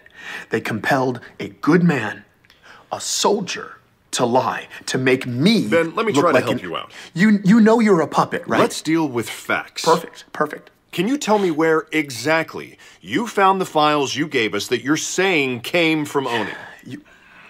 If there's a time to divulge sources, Ben, it's right now. I'm really getting sick of this. That makes two of us. Listen, I don't know what the time codes say, but I downloaded those files 2 days ago from a server I accessed in an abandoned ONI facility on Bliss, okay? You found your trove of government secrets in an unguarded shack on a glassed planet? I've seen the conspiracies you people pull together. I just never thought I'd end up embroiled in the middle of one of these. I want to show you something. This footage was taken 2 days ago. Is this you entering the bunker on Bliss? What? The files you sent were all uploaded Wait, how did you get that 2 days ago from that bunker we just watched you walking into. How did you get this footage? In a raid yesterday, local police found a large cache of weapons and that server of yours in that bunker. Give me a break. The property the bunker sits on belongs to a shell organization with ties to an insurgent named Pharaoh, who earlier today was implicated by surviving members of Sapien Sunrise as the arms dealer who provided them with the weapons they used in the embassy massacre. You're trying to pin Sakibo's death on Pharaoh? And the mods on those weapons She wasn't came involved from the in that. exact same place as the mods police found on the weapons in your bunker. Okay, I get it. Let me guess. I'm a terrorist who's been working for Pharaoh this whole time. God! No. Apparently, you're not working for anyone, Mr. Giraud. What? What is that? We've also received this security camera footage from a few days ago showing 2 members of Sapien Sunrise entering your apartment building. Where, They're not based on Sapiens, preliminary no. reports They're from the ONI. coroner's They were office, ONI. they were murdered. They were murdered? So what was it? A deal gone bad? No, they were ONI. And They were shortly coming to thereafter, kill me. for the Pharaoh first time saved me. ever, Oni agents got a hit on one of the proxy bank accounts used to fund Pharaoh's terrorist activities near your apartment at an army surplus store. And here is a video of you making that transaction. ONI had gutted my apartment. They sent people to kill me. She saved my life. She gave me some money. I was just trying not to die. We have all the feeds from the neighborhood. And the only people who entered your building that night were you and the 2 Sapien Sunrise members you murdered. They're not Sapiens. No.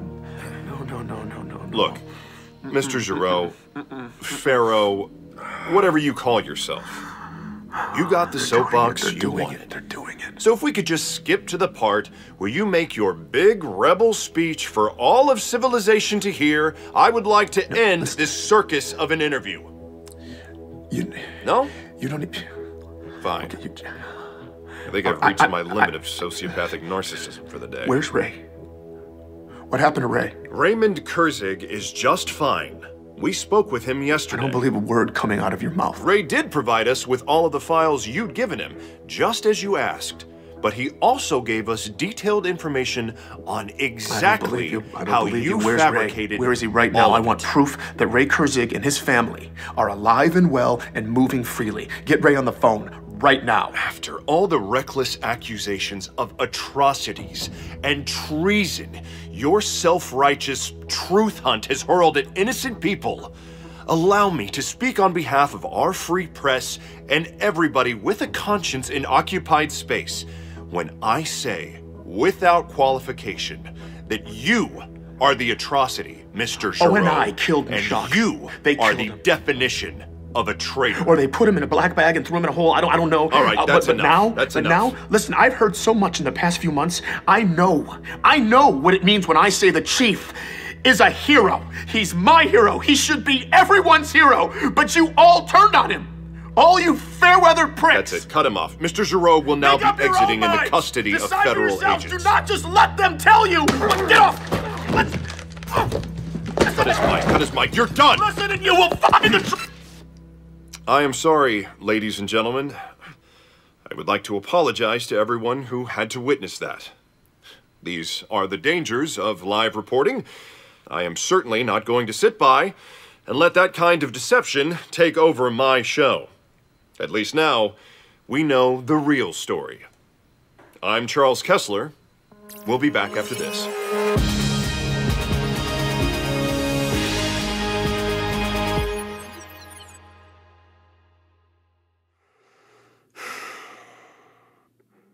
Everybody saw it. The chief was cleared, and the world blew up in Ben's face. And now we finally had a story to tell ourselves. The hero and the traitor. That was the story we really wanted to hear. And as far as Oni was concerned, that's all this was supposed to be. All the ugly Oni rumors and chief smearing would be laid at Ben's feet. He would be tarred and feathered. And with Ben as the sacrificial lamb, the outer colonies would come back into the fold. Trade would resume, the waypoint buoys would power back up, and all of that incendiary anger would disappear into whatever hole they were throwing Benjamin Giraud in right now. Ben said it was his wounded pride, the way Oni tossed him aside, that finally set him off. They used him. I had to hand it to them. However, Oni did it. The way all those dominoes fell. It was inspired. I'd always thought I was too clever for all that. But in the end, I was just another pawn in their game. Their master stroke. The server on Bliss was Ben's undoing. It was bait. Whether I was meant to take it, or they knew I'd pass it on, either way, they played me. While Mishak and Ray and Petrovsky and everyone else that came near Ben's story got shown either the carrot or the stick, Oni hadn't offered me either. And since I didn't go down in their net, I'm free to walk away from all of this. I think deep down Ben really just wanted respect. But that's not Oni's currency. For them, it's all about fear. But I'm not afraid. Not with what I've got. Ben was sloppy. But Ray wasn't. He'd sent the backups to someone he trusted too, just in case. This is my story now. My mission. So I'm picking up where Ben left off. I'm gonna carve out the truth, and I'm gonna put it on display. Not because of any sort of lofty principle, no. It's just that wounded pride stinging me like it stung Ben. But unlike Ben, I prefer to do things Oni's way. And they're gonna wish that I'd gone down in that net too. This is my investigation now, and I don't give a rat's ass about respect. This story is gonna be all about fear. I'm Petra Janicek, and this is Hunt the Truth.